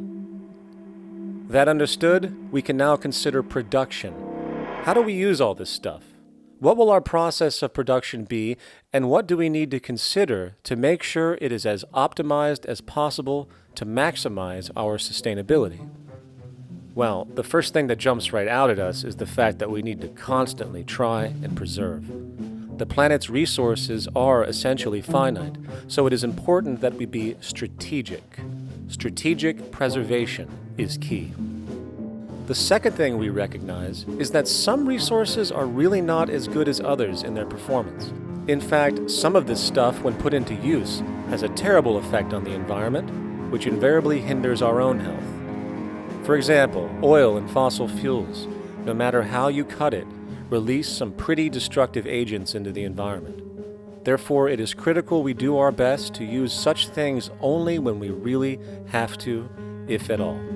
Fortunately for us, we see a ton of solar, wind, tidal, wave, heat differential, and geothermal possibilities for energy production, so we can strategize objectively about what we use and where to avoid what could be called negative retroactions, or anything that results from production or use that damages the environment and hence ourselves. We will call this strategic safety, to couple in with our strategic preservation. But production strategies do not stop there. We are going to need an efficiency strategy for the actual mechanics of production itself. And what we find is that there are roughly 3 specific protocols we must adhere to. 1. Every good we produce must be designed to last as long as possible. Naturally, the more things break down, the more resources we are going to need to replace them, and the more waste produced. 2. When things do break down or are no longer usable for whatever reason, it is critical that we harvest or recycle as much as we possibly can. So the production design must take this into account directly at the very earliest stages. 3. Quickly evolving technologies, such as electronics, which are subject to the fastest rates of technological obsolescence, would need to be designed to foreshadow and accommodate physical updates. The last thing we want to do is throw away an entire computer system just because it has only one broken part or is outdated. So we simply design the components to be easily updated, part by part, standardized and universally interchangeable, foreshadowed by the current trend of technological change. And when we realize that the mechanisms of strategic preservation, strategic safety, and strategic efficiency are purely technical considerations, devoid of any human opinion or bias, we simply program these strategies into a computer which can weigh and calculate all the relevant variables, allowing us to always arrive at the absolute best method for sustainable production based on current understandings. And while that might sound complex, all it is a glorified calculator. Not to mention such multivariate decision-making and monitoring systems are already used across the world today for isolated purposes. It is simply a process of scaling it out.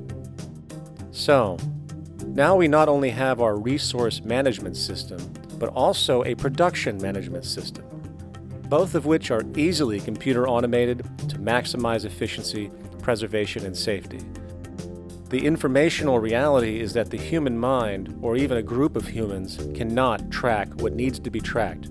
It must be done by computers, and it can be. And this brings us to the next level, distribution.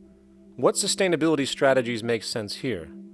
Well, since we know that the shortest distance between 2 points is a straight line, and since energy is required to power transport machines, The less transport distance, the more efficient. Producing goods in one continent and shipping them over to another only makes sense if the goods in question simply cannot be produced in the target area. Otherwise, it is nothing but wasteful. We must localize production so distribution is simple, fast, and requires the least amount of energy. We'll call this the proximity strategy, which simply means we reduce the travel of goods as much as possible, whether raw materials or finished consumer products. Of course, it might also be important to know what goods we are transporting and why, and this falls under the category of demand. And demand is simply what people need to be healthy and to have a high quality of life. The spectrum of material human needs range from core life-supporting necessities, such as food, clean water, shelter, to social and recreational goods, which allow for relaxation and personal social enjoyment, both important factors in human and social health overall. So, very simply, we take another survey. People describe their needs, demand is assessed, and production begins based on that demand. And since the level of demand of different goods will naturally fluctuate and change around different regions, we need to create a demand distribution tracking system, so to avoid overruns and shortages. Of course, this idea is old news. It is used in every major store chain today to make sure they keep up with their inventory. Only this time we are tracking on a global scale. But, wait a minute, we really can't fully understand demand if we don't account for the actual usage of the good itself. Is it logical and sustainable for every single human to, say, have one of everything made, regardless of their usage? No, that would be simply wasteful and inefficient. If a person has a need for a good, but that need is only for, say, 45 minutes a day on average, it would be much more efficient if that good was made available to them and to others when needed. Many forget that it isn't the good that they want, it is the purpose of that good. When we realize that the good itself is only as important as its utility, we see that external restriction, or what we might call today ownership, is extremely wasteful and environmentally illogical in a fundamental economic sense. So, we need to devise a strategy called strategic access. This will be the foundation of our demand distribution tracking system, which makes sure we can meet the demand of the population's needs for access of whatever they need when they need it. And as far as physically obtaining the goods, centralized and regional access centers all make sense for the most part, placed in close proximity to the population, and a person would simply come in, take the item, use it, and when finished, return it when it is no longer needed. Sort of how a library works today. In fact, these centers could not only exist in the community in the way we see local stores today, but specialized access centers would exist in specific areas where often certain goods are utilized, saving more energy with less repeat transport. And once this demand tracking system is in order, it is tied into our production management system, and of course into our resource management system, hence creating a unified, dynamically updating global economic management machine that simply makes sure we remain sustainable, starting with securing the integrity of our finite resources, moving to make sure we only create the best, most strategic goods possible, while distributing everything in the most intelligent and efficient way. And the unique result of this preservation-based approach, which is intuitively counter to many, is that this logical, ground-up, empirical process of preservation and efficiency, which can only define true human sustainability on this planet, would likely enable something never before seen in human history. Access abundance, not just for a percentage of the global population, but the entire civilization. This economic model, as was just generalized, this responsible systems approach to total Earth resource management and processes, designed again to do nothing less than take care of humanity as a whole in the most efficient and sustainable way, could be termed a resource-based economy. The idea was defined in the 1970s by structural engineer Jacques Fresco. He understood back then that society was on a collision course with nature and itself, unsustainable on every level. And if things didn't change, we would destroy ourselves one way or another.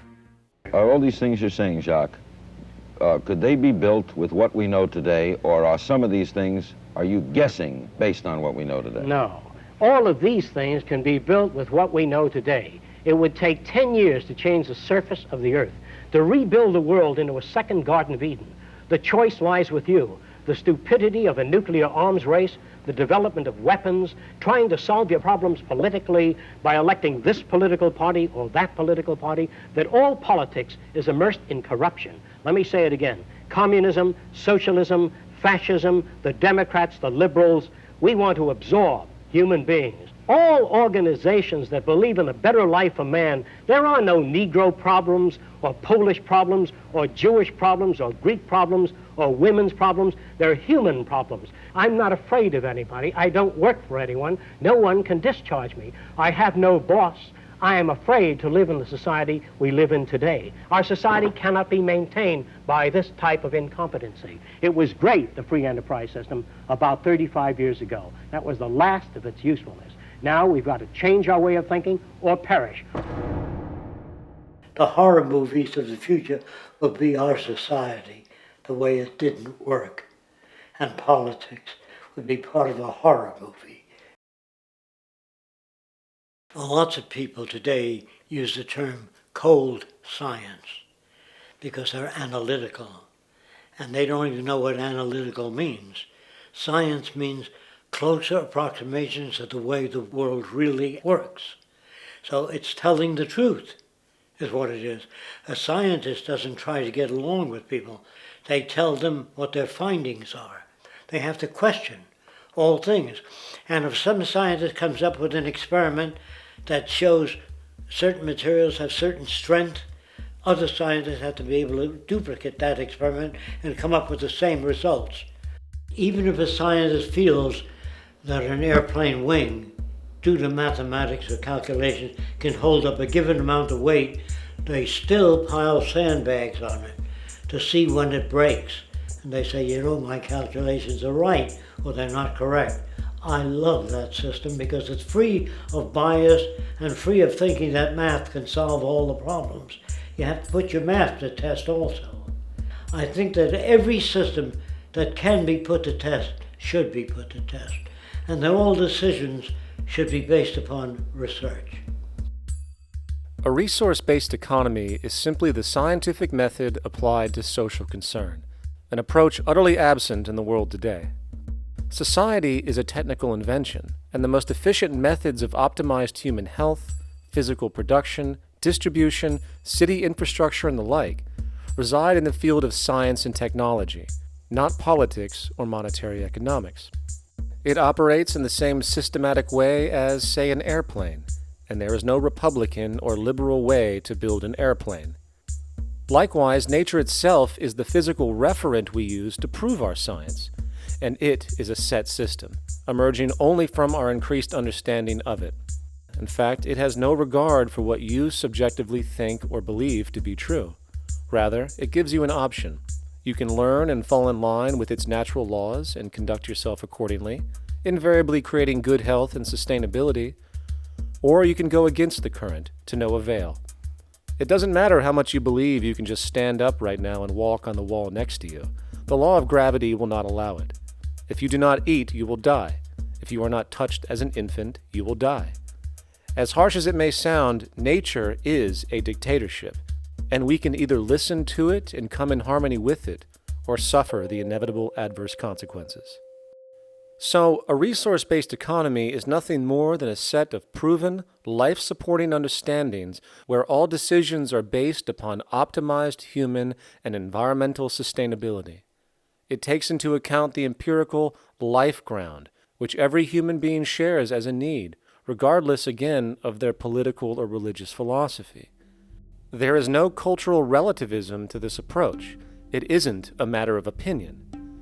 Human needs are human needs, and having access to the necessities of life, such as clean air, nutritious food, and clean water, along with a positively reinforcing, stable, nurturing, and non-violent environment, is demanded for our mental and physical health, our evolutionary fitness, and hence the species' survival itself. A resource-based economy would be based upon available resources. You can't just bring a lot of people to an island or build a city of 50,000 people without having access to the necessities of life.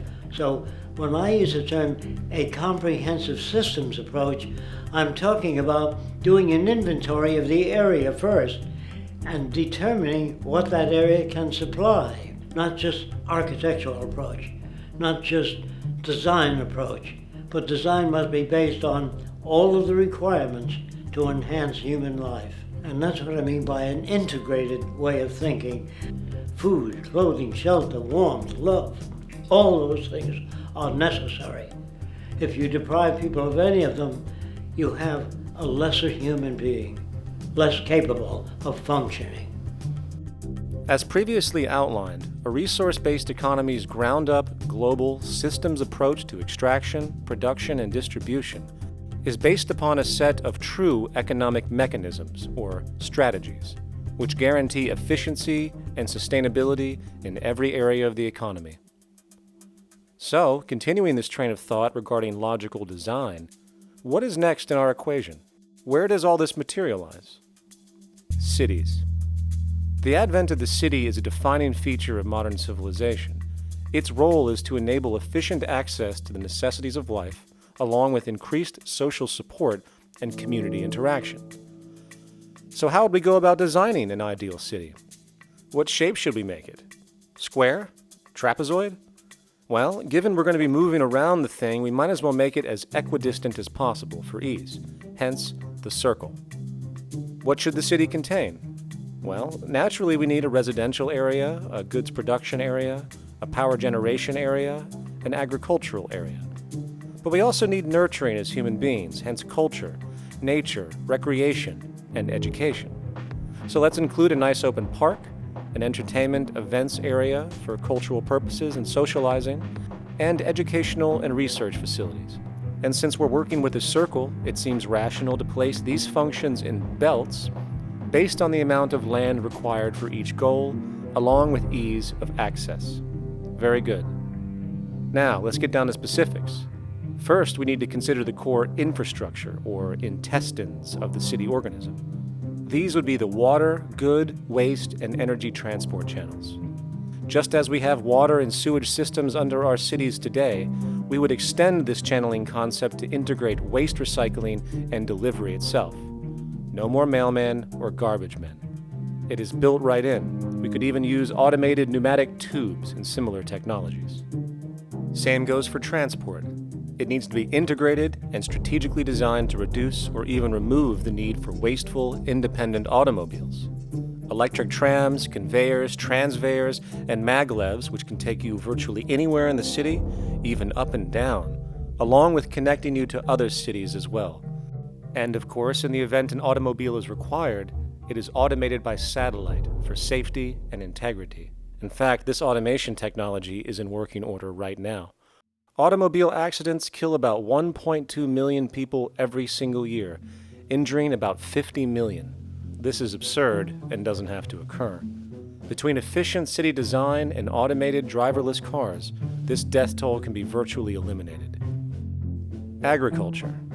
Today, through our haphazard, cost-cutting industrial methods, using pesticides, excessive fertilizers, and other means, we have successfully destroyed much of the arable land on this planet, not to mention also extensively poisoning our bodies.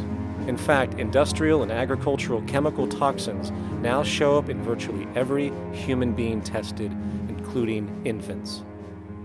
Fortunately, there is a glaring alternative: the soilless mediums of hydroponics and aeroponics, which also reduce nutrient and water requirements by up to 75% of our current usage. Food can now be organically grown on an industrial scale in enclosed vertical farms. such as in 50-story 1-acre plots, virtually eliminating the need for pesticides and hydrocarbons in general. This is the future of industrial food cultivation, efficient, clean, and abundant.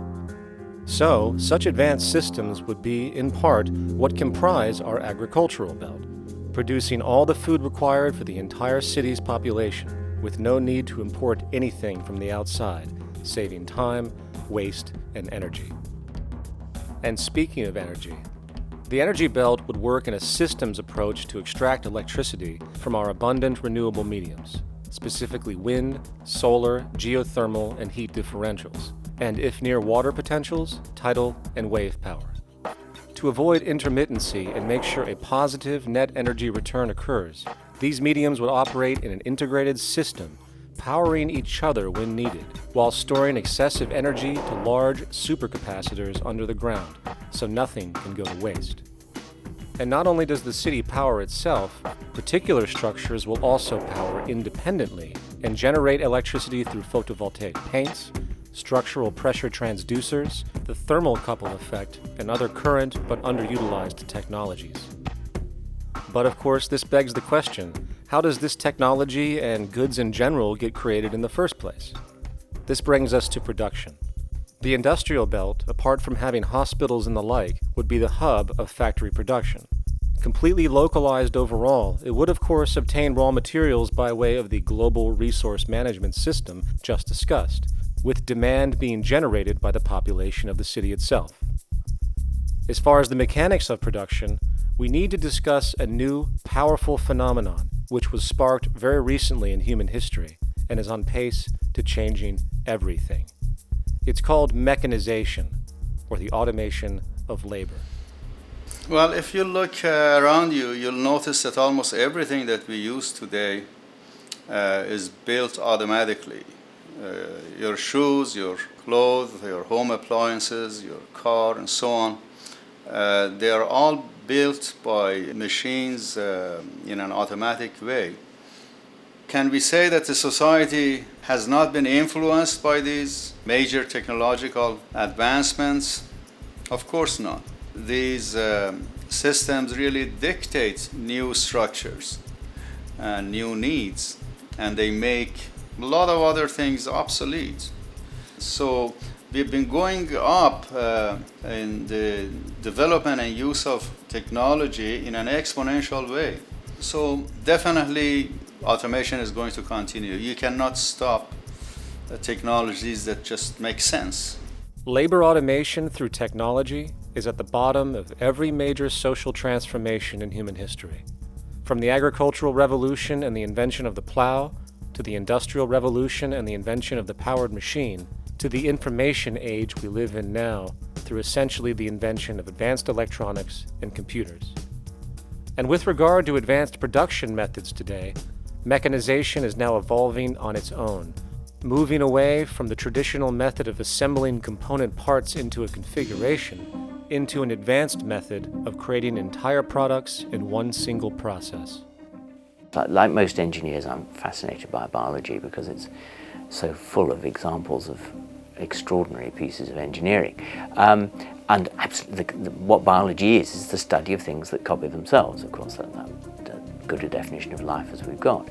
Again, as an engineer, I've always been intrigued by the idea of machines that would copy themselves. RepRap is a three-dimensional printer.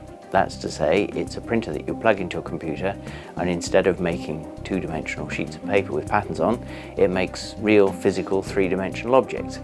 Now, there's nothing new about that. 3D printers have been around for about 30 years. Big thing about RepRap is that it prints most of its own parts. So if you've got one, you can make another one and give it to a friend, as well as being able to print lots of useful things. From the simple printing of basic household goods in your home, to the printing of an entire automobile body in one swoop, advanced automated 3D printing now has the potential to transform virtually every field of production, including home construction. Contour crafting is actually a fabrication technology, the so-called 3D printing, when you directly build a 3D object from a computer model.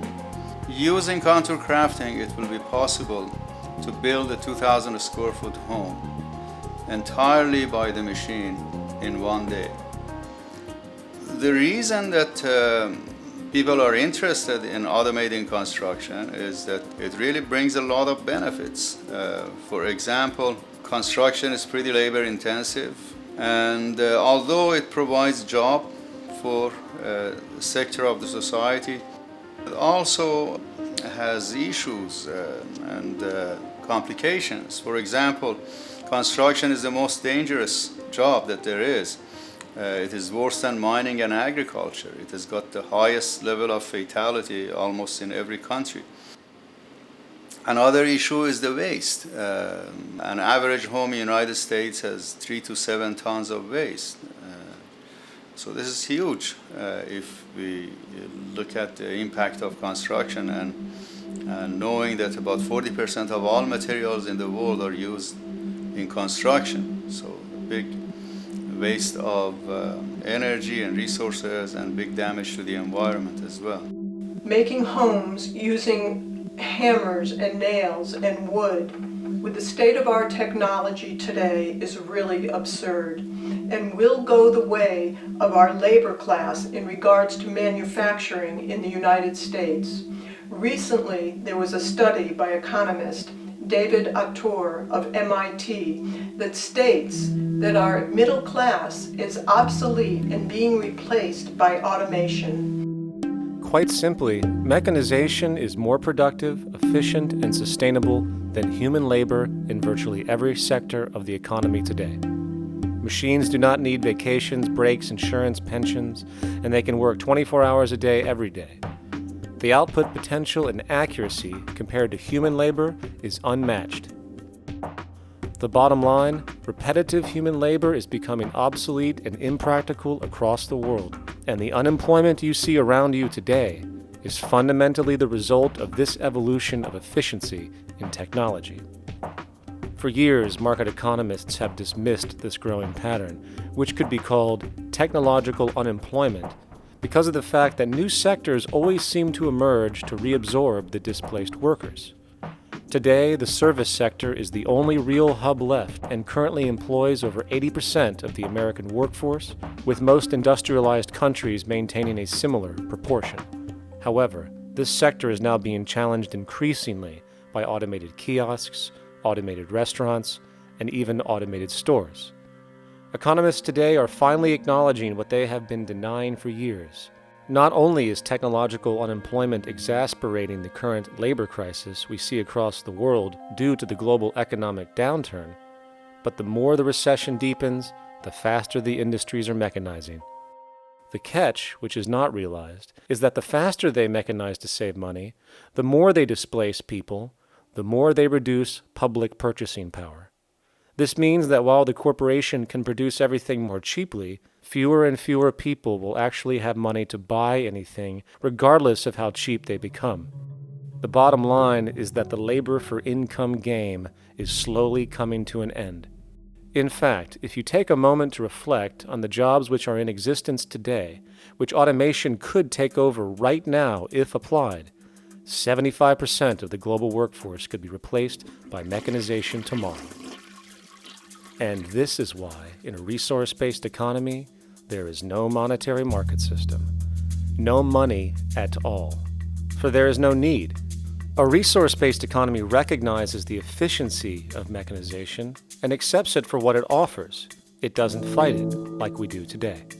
Why? Because it is irresponsible not to, given any interest in efficiency and sustainability. And this brings us back to our city system. In the center is the Central Dome, which not only houses the educational facilities and transportation hub, it also hosts the mainframe that runs the city's technical operations. The city is, in fact, one big automated machine. It has sensors in all technical belts to track the progress of agriculture, energy gathering, production, distribution, and the like. Now, would people be needed to oversee these operations in the event of a malfunction or the like? Most probably yes, but that number would decrease over time as improvements continue. However, as of today, maybe 3% of the city population would be needed for this job when you break it down. And I can assure you that in an economic system which is actually designed to take care of you and secure your well-being, without you having to submit to a private dictatorship on a daily basis, usually to a job that is either technically unnecessary or socially pointless, while often struggling with debt that doesn't exist just to make ends meet. I guarantee you people will volunteer their time left and right to maintain and improve a system that actually takes care of them. And coupled with this issue of incentive comes the common assumption that if there isn't some external pressure for one to work for a living, people will just sit around, do nothing, and turn into fat, lazy blobs. This is nonsense. The labor system we have today is in fact the generator of laziness, not a resolver of it.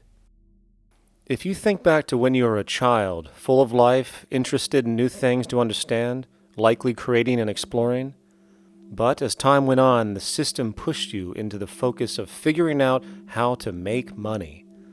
And from early education to study at a university, you are narrowed, only to emerge as a creature which serves as a cog in a wheel in a model that sends all the fruits to the upper 1%. Scientific studies have now shown that people are, in fact, not motivated by monetary reward when it comes to ingenuity and creation. The creation itself is the reward. Money, in fact, appears only to serve as an incentive for repetitive, mundane actions, a role we have just now shown can be replaced by machine. So when it comes to innovation, the actual use of the human mind, the monetary incentive has proven to be a hindrance, interfering and detracting from creative thought. And this might explain why Nikola Tesla, the Wright brothers, and other inventors who contributed massively to our current world never showed a monetary incentive to do so. Money is, in fact, a false incentive and causes 100 times more distortion than it does contribution. Good morning, class. Please settle down. The first thing I would like to do is go around the room and ask what everyone would like to be when they grow up. Who would like to go first? Okay, how about you, Sarah? When I grow up, I want to work at McDonald's like my mom. Oh, family tradition, eh? How about you, Linda? When I grow up, I'm going to be a prostitute on the streets of New York City. Oh, glamour girl, huh? Very ambitious. How about you, Tommy? When I grow up, I'm going to be a rich, elitist businessman who works on Wall Street and profits off of the collapse of foreign economies. Enterprising, and great to see some multicultural interest. As stated before, a resource-based economy applies the scientific method to social concern, and this isn't limited to simply technical efficiency. It also has the consideration of human and social well-being directly and what comprises it. What good is a social system if, in the end, it doesn't produce happiness and peaceful coexistence? So it is important to point out that with the removal of the money system and the necessities of life provided, we would see a global reduction in crime by about 95% almost immediately, for there is nothing to steal, embezzle, scam, or the like. 95% of all people in prisons today are there due to some monetary-related crime or drug abuse, and drug abuse is a disorder, not a crime. So what about the other 5%, the truly violent, often seeming to some as being violent for the sake of being violent? Are they just evil people? The reason that I frankly think it's a waste of time to engage in moral value judgments about people's violence is because it doesn't advance by one iota our understanding of either the causes or the prevention of the violent behavior. People sometimes ask if I believe in forgiving criminals. My answer to that is, no, I don't believe in forgiveness any more than I believe in condemnation. It's only if we as a society can take the same attitude of treating violence as a problem in public health and preventive medicine, rather than as a moral evil, It's only when we make that change in our own attitudes and assumptions and values that we will actually succeed in reducing the level of violence rather than stimulating it, which is what we do now. The more justice you seek, the more hurt you become, because there's no such thing as justice. There is whatever there is out there. That's it. In other words, if people are conditioned to be racist and bigots, if they're brought up in an environment that advocates that, why do you blame the person for it? They're a victim of a subculture. Therefore, they have to be helped. The point is, we have to redesign the environment that produces aberrant behavior. That's the problem, not putting a person in jail. That's why judges, lawyers, freedom of choice, such concepts are dangerous, because it gives you misinformation that the person is bad or that person is a serial killer. Serial killers are made, just like soldiers become serial killers with a machine gun. They become killing machines, but nobody looks at them as murderers or assassins, because that's natural. So we blame people. We say, well, this guy was a Nazi, he tortured Jews. No, he was brought up to torture Jews. Once you accept the fact that people have individual choices and they're free to make those choices, free to make choices means without being influenced. And I can't understand that at all. All of us are influenced in all our choices by the culture we live in, by our parents, and by the values that dominate. So we're influenced. So there can't be free choices. What's the greatest country in the world? The true answer, I haven't been all over the world, and I don't know enough about different cultures to answer that question. I don't know anybody that speaks that way. They say, it's good old USA, the greatest country in the world. There's no survey. Have you been to India? No. Have you been to England? No. Have you been to France? No. What do you make your assumptions on? They can't answer. They get mad at you. They say, well, goddamn it, who the hell are you to tell me what to think? You know, don't forget, you're dealing with aberrated people. They're not responsible for their answers. They're victims of culture. That means they've been influenced by their culture.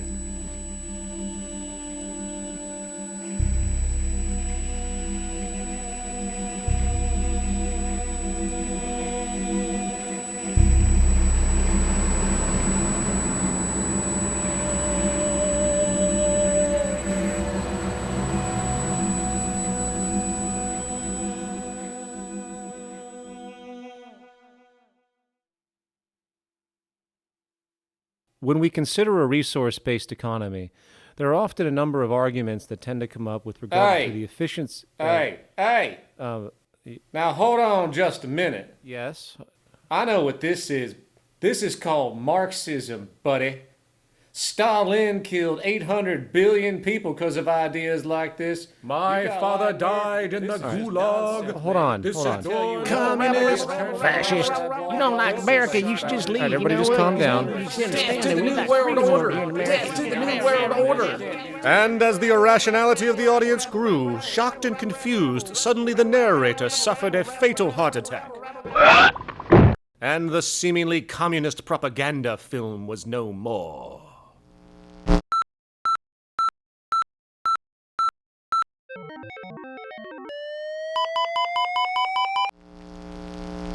You know, I've said that sort of thing to people in think tank type of situations, and you know, these Club of Rome types and so forth. Marxist. What Marxist? Where did that come from? You know, they got this icon they hold on to as their holy grail, and it's such an easy one. You know, People ask if I'm a socialist or a communist or a capitalist, and I say I'm none of the above. And why do you think that those are the only options? All of those political constructs were created by writers who assumed that we lived on a planet of infinite resources. Not a one of those political philosophies even contemplates that there might be a shortage of anything.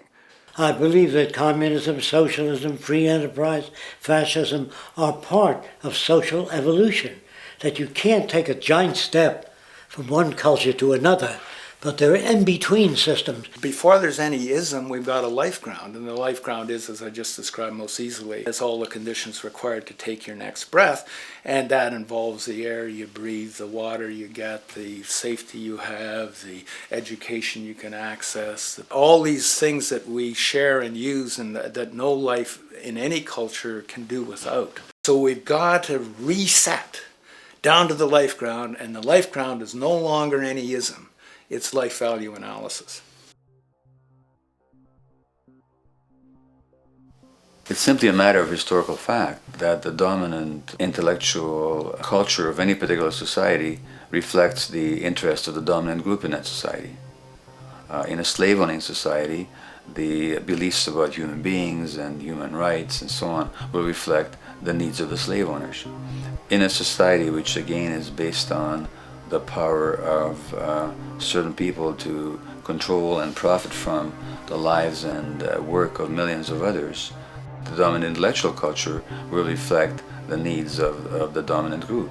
And so that if you look across the board, the ideas that pervade psychology and sociology and history and political economy and political science fundamentally reflect certain elite interests.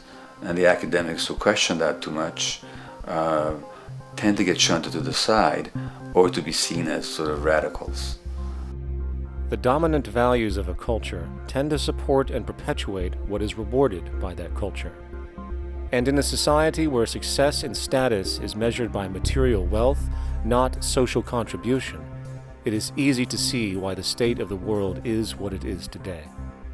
We are dealing with a values system disorder, completely denatured, where the priority of personal and social health have become secondary to the detrimental notions of artificial wealth and limitless growth. And like a virus, this disorder now permeates every facet of government, news media, entertainment, and even academia. And built into its structure are mechanisms of protection from anything that might interfere.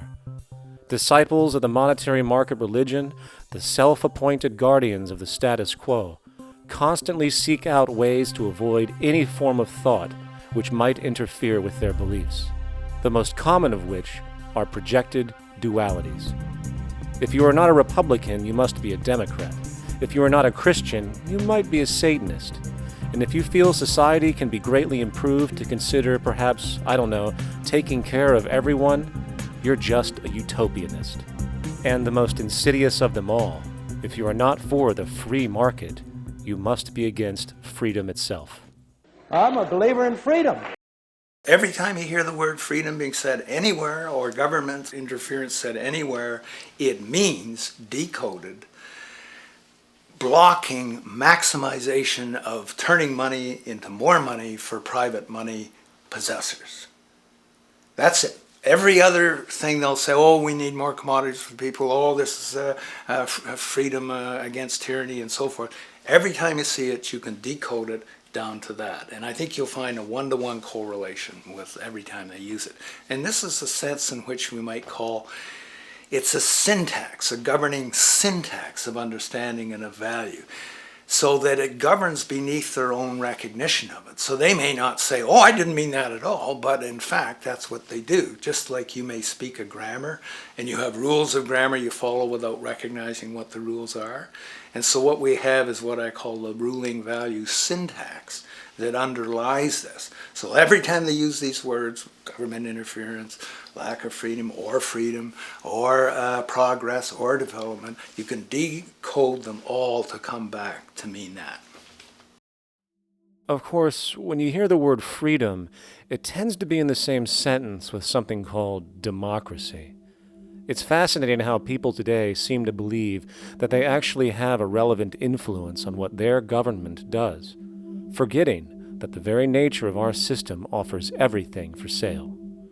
The only vote that counts is the monetary vote, and it doesn't matter how much any activist yells about ethics or accountability. In a market system, every politician, every legislation, and hence every government is for sale. And even with the $20 trillion bank bailout starting in 2007, an amount of money which could have changed, say, the global energy infrastructure to fully renewable methods, instead going to a series of institutions that literally do nothing to help society, institutions that could be removed tomorrow with no recourse. The blind conditioning that politics and politicians exist for the public well-being still continues.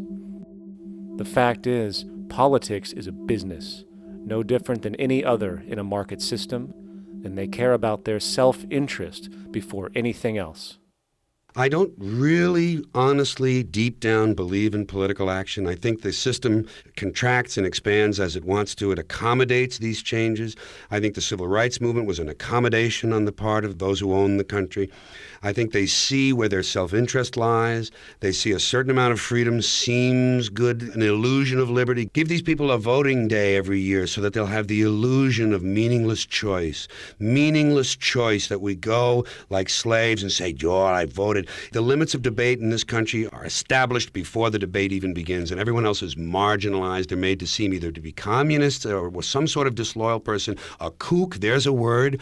And now it's conspiracy. Say, they've made that something that should not be even entertained for a minute, that powerful people might get together and have a plan. Doesn't happen. You're a kook. You're a conspiracy buff. And of all the mechanisms of defense of this system, there are two that repeatedly come up. The first is this idea that the system has been the cause of the material progress we have seen on this planet. Well, no. There are basically two root causes which have created the increased so-called wealth and population growth we see today. One, the exponential advancement of production technology, hence scientific ingenuity. And two, the initial discovery of abundant hydrocarbon energy, which is currently the foundation of the entire socioeconomic system. The free market, capitalist, monetary market system, whatever you want to call it, has done nothing but ride the wave of these advents with a distorted incentive system and a haphazard, grossly unequal method of utilizing and distributing those fruits. The second defense is a belligerent social bias generated from years of propaganda, which sees any other social system as a route to so-called tyranny, with various name droppings of Stalin, Mao, Hitler, and the death tolls they generated. Well, as despotic as these men might have been, along with the societal approaches they perpetuated, when it comes to the game of death, when it comes to the systematic daily mass murder of human beings, nothing in history compares to what we have today. Famines throughout at least the last century of our history have not been caused by a lack of food. They've been caused by relative poverty.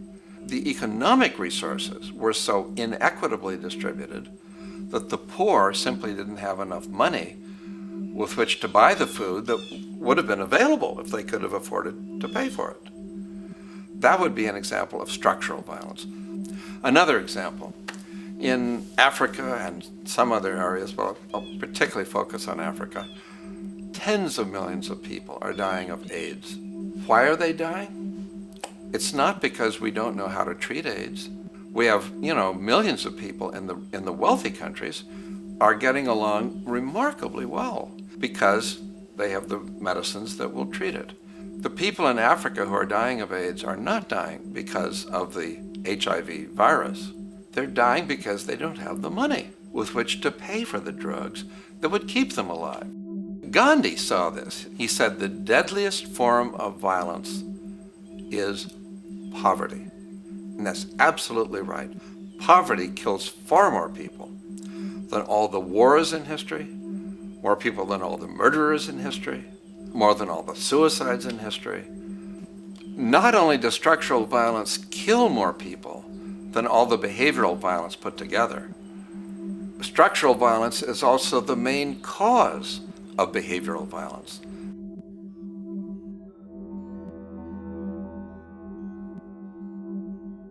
Oil is the foundation of, and it is present throughout the edifice of human civilization. There are 10 calories of hydrocarbon energy, oil and natural gas, in every calorie of food you and I eat in the industrialized world.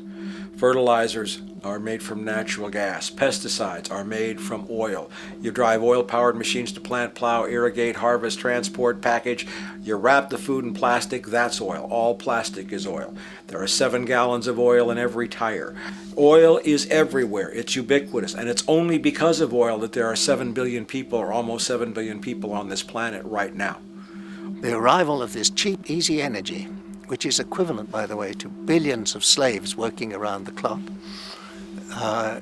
changed the world in such a radical way over the last century, and the population has gone up 10 times. But by 2050, oil supply is able to support less than half the present world's population in their present way of life. So the scale of adjustment to live differently is just enormous. The world is now using 6 barrels of oil for every barrel it finds. 5 years ago, it was using 4 barrels of oil for every barrel it finds. A year from now, it's going to be using 8 barrels of oil for every barrel it finds. What's disturbing to me is the lack of any real effort from governments worldwide or industry leaders worldwide to do something different. I mean, we have these sort of attempts to build more wind power and to maybe do something with tide. We've got attempts to make our cars a little bit more efficient. But there's nothing which really looks like a revolution coming along. These are all pretty minor. And that, I think, is pretty frightening. And the governments who are driven by these economists who don't really appreciate what we're talking about are trying to stimulate consumerism to restore past prosperity in the hope that they can restore the past. They're printing yet more money lacking any collateral at all. So if the economy improves and recovers and growth, the famous growth comes back, it'll only be short-lived because within a short period of time, counted in months rather than years, it'll hit the supply barrier again. There'll be another price shock and a deeper recession. So I think we go into a series of vicious circles. So you have the economic growth going up, price spike, everything shuts down, that's where we are now. Then it starts to come up again. But what we have now is this area where there's no more ability to produce cheap energy. We're at the peak. We're on the downslope of oil production. No way you're going to get any more out of the ground any faster, which means that things shut down. The price of oil drops, which it did in early 2009, but then as you have an ersatz so-called recovery, the price of oil starts to come back. It's recently been hovering around $80 a barrel, and what we see is at $80 a barrel now, with the economic and financial collapse, people are having a hard time affording that. World oil production right now is about 86 million barrels a day. Over 10 years, you're looking at roughly 40 million barrels a day having to be replaced. There's nothing around which can come even within 1% of meeting that sort of demand. If we don't do something pretty quickly, there's going to be a huge energy deficiency. I think the big mistake is in not recognizing a decade or so ago that a concerted effort needed to be made to develop these sustainable forms of energy. I think that's something our grandchildren will look back on with total disbelief. You people knew that you were dealing with a finite commodity. How could you possibly have built your economy around something which was going to disappear? For the first time in human history, the species is now faced with the depletion of a core resource central to our current system of survival. And the punchline of the whole thing is that even with oil becoming more and more scarce, the economic system will still blindly push its cancerous growth model, so people can go out and buy more oil-powered cars to generate GDP and jobs, exacerbating the decline. Are there solutions to replace the edifice of the hydrocarbon economy? Of course. But the path needed to accomplish these changes will not manifest through the market system protocols required, since new solutions can only be implemented through the profit mechanism. People are not investing in renewable energies because there is no money in it in both the long and short term, and the commitment needed to make it happen can only occur at a severe financial loss. Hence, there is no monetary incentive, and in this system, if there's no monetary incentive, things do not happen. And on top of it all, peak oil is just one of many surfacing consequences of the environmental social train wreck gaining speed today. Other declines include freshwater, the very fabric of our existence, which is currently showing shortages for 2.8 billion people, and those shortages are on pace to reach 4 billion by 2030. Food production, the destruction of arable cropland, from which 99.7% of all human food comes from today, is occurring up to 40 times faster than it is being replenished. And over the last 40 years, 30% of the arable land has become unproductive. Not to mention that hydrocarbons are the backbone of agriculture today, and as it declines, so will the food supply. As far as resources in general, at our current patterns of consumption, by 2030 we will need 2 planets to continue our rates. Not to mention the continual destruction of life-supporting biodiversity, causing extinction spasms and environmental destabilization across the globe. And with all of these declines, we have the near exponential population growth, where by 2030 there might be over 8 billion people on this planet. Energy production alone would need to increase 44% by 2030 to meet such demand. And again, since money is the only initiator of action, are we to expect that any country on the planet is going to be able to afford the massive changes needed to revolutionize agriculture, water processing, energy production, and the like, when the global debt pyramid scheme is slowly shutting the entire world down? Not to mention the fact that the unemployment you currently see is going to become normality due to the nature of technological unemployment. The jobs are not coming back. And finally, a broad social perspective. From 1970 to 2010, poverty on this planet doubled due to this system. And given our current state, do you honestly think we will see anything less than more doubling, more suffering, and more mass starvation? There is not going to be any recovery. This is not some long depression that we're someday going to pull out of. I think the next phase we're going to see after the next round of economic collapse is massive civil unrest, when employment checks stop being paid because the states have no money left. And when things get so bad that people lose confidence in their elected leaders, they will demand change if we don't kill each other in the process or destroy the environment. I'm just afraid that we might get to the point of no return. And that bothers me no end. We do all we can to avoid that condition. It's clear that we're on the verge of a great transition in human life. That what we face now is this fundamental change of the life we've known over the last century.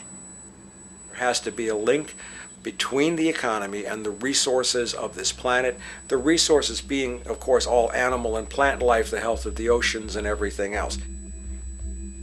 This is a monetary paradigm that will not let go until it's killed the last human being. The in-group will do all it can to stay in power. And that's what you got to keep in mind. They'll use the Army and Navy and lies or whatever they have to use to keep in power.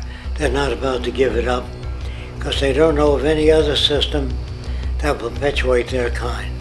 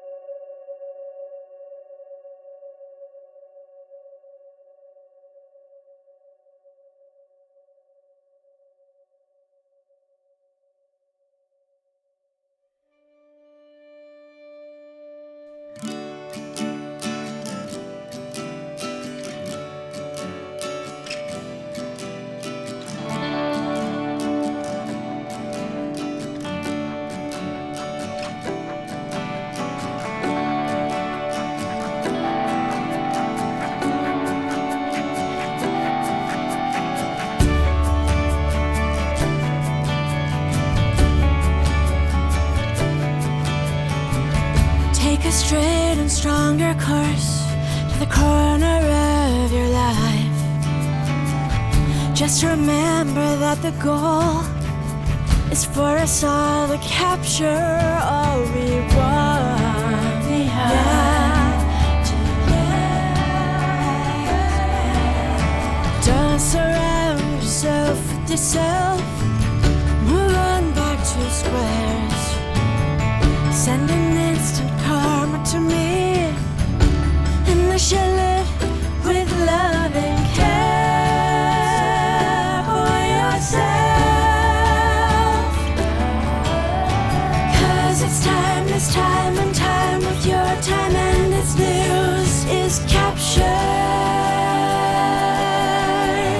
for the queen to use.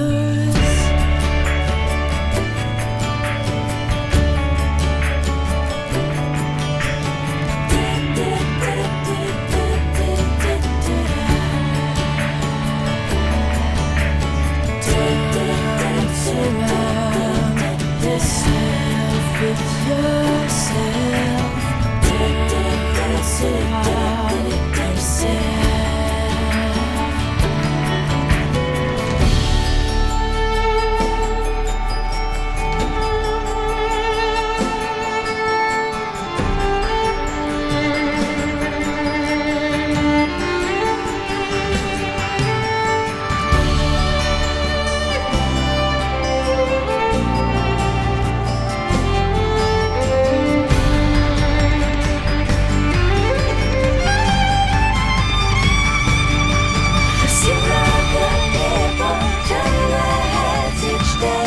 Satisfied, I'm on my way.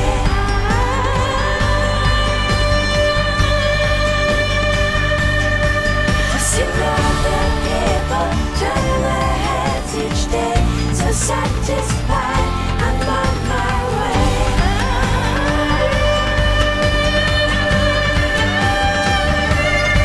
To see other people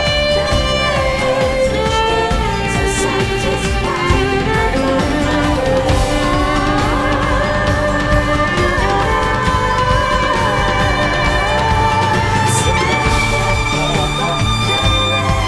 each day. So satisfied.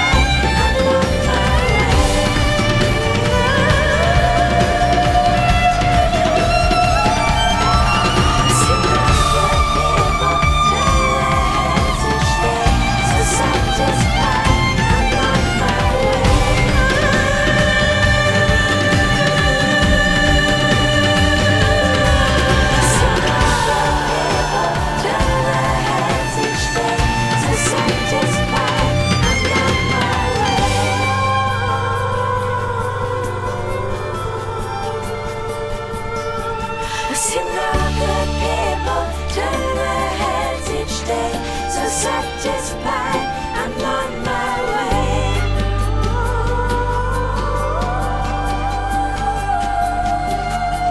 I see no good people turn their heads each day.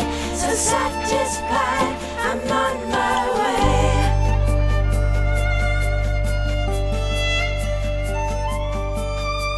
I see no good people turn their heads each day. So satisfied, I'm on my way.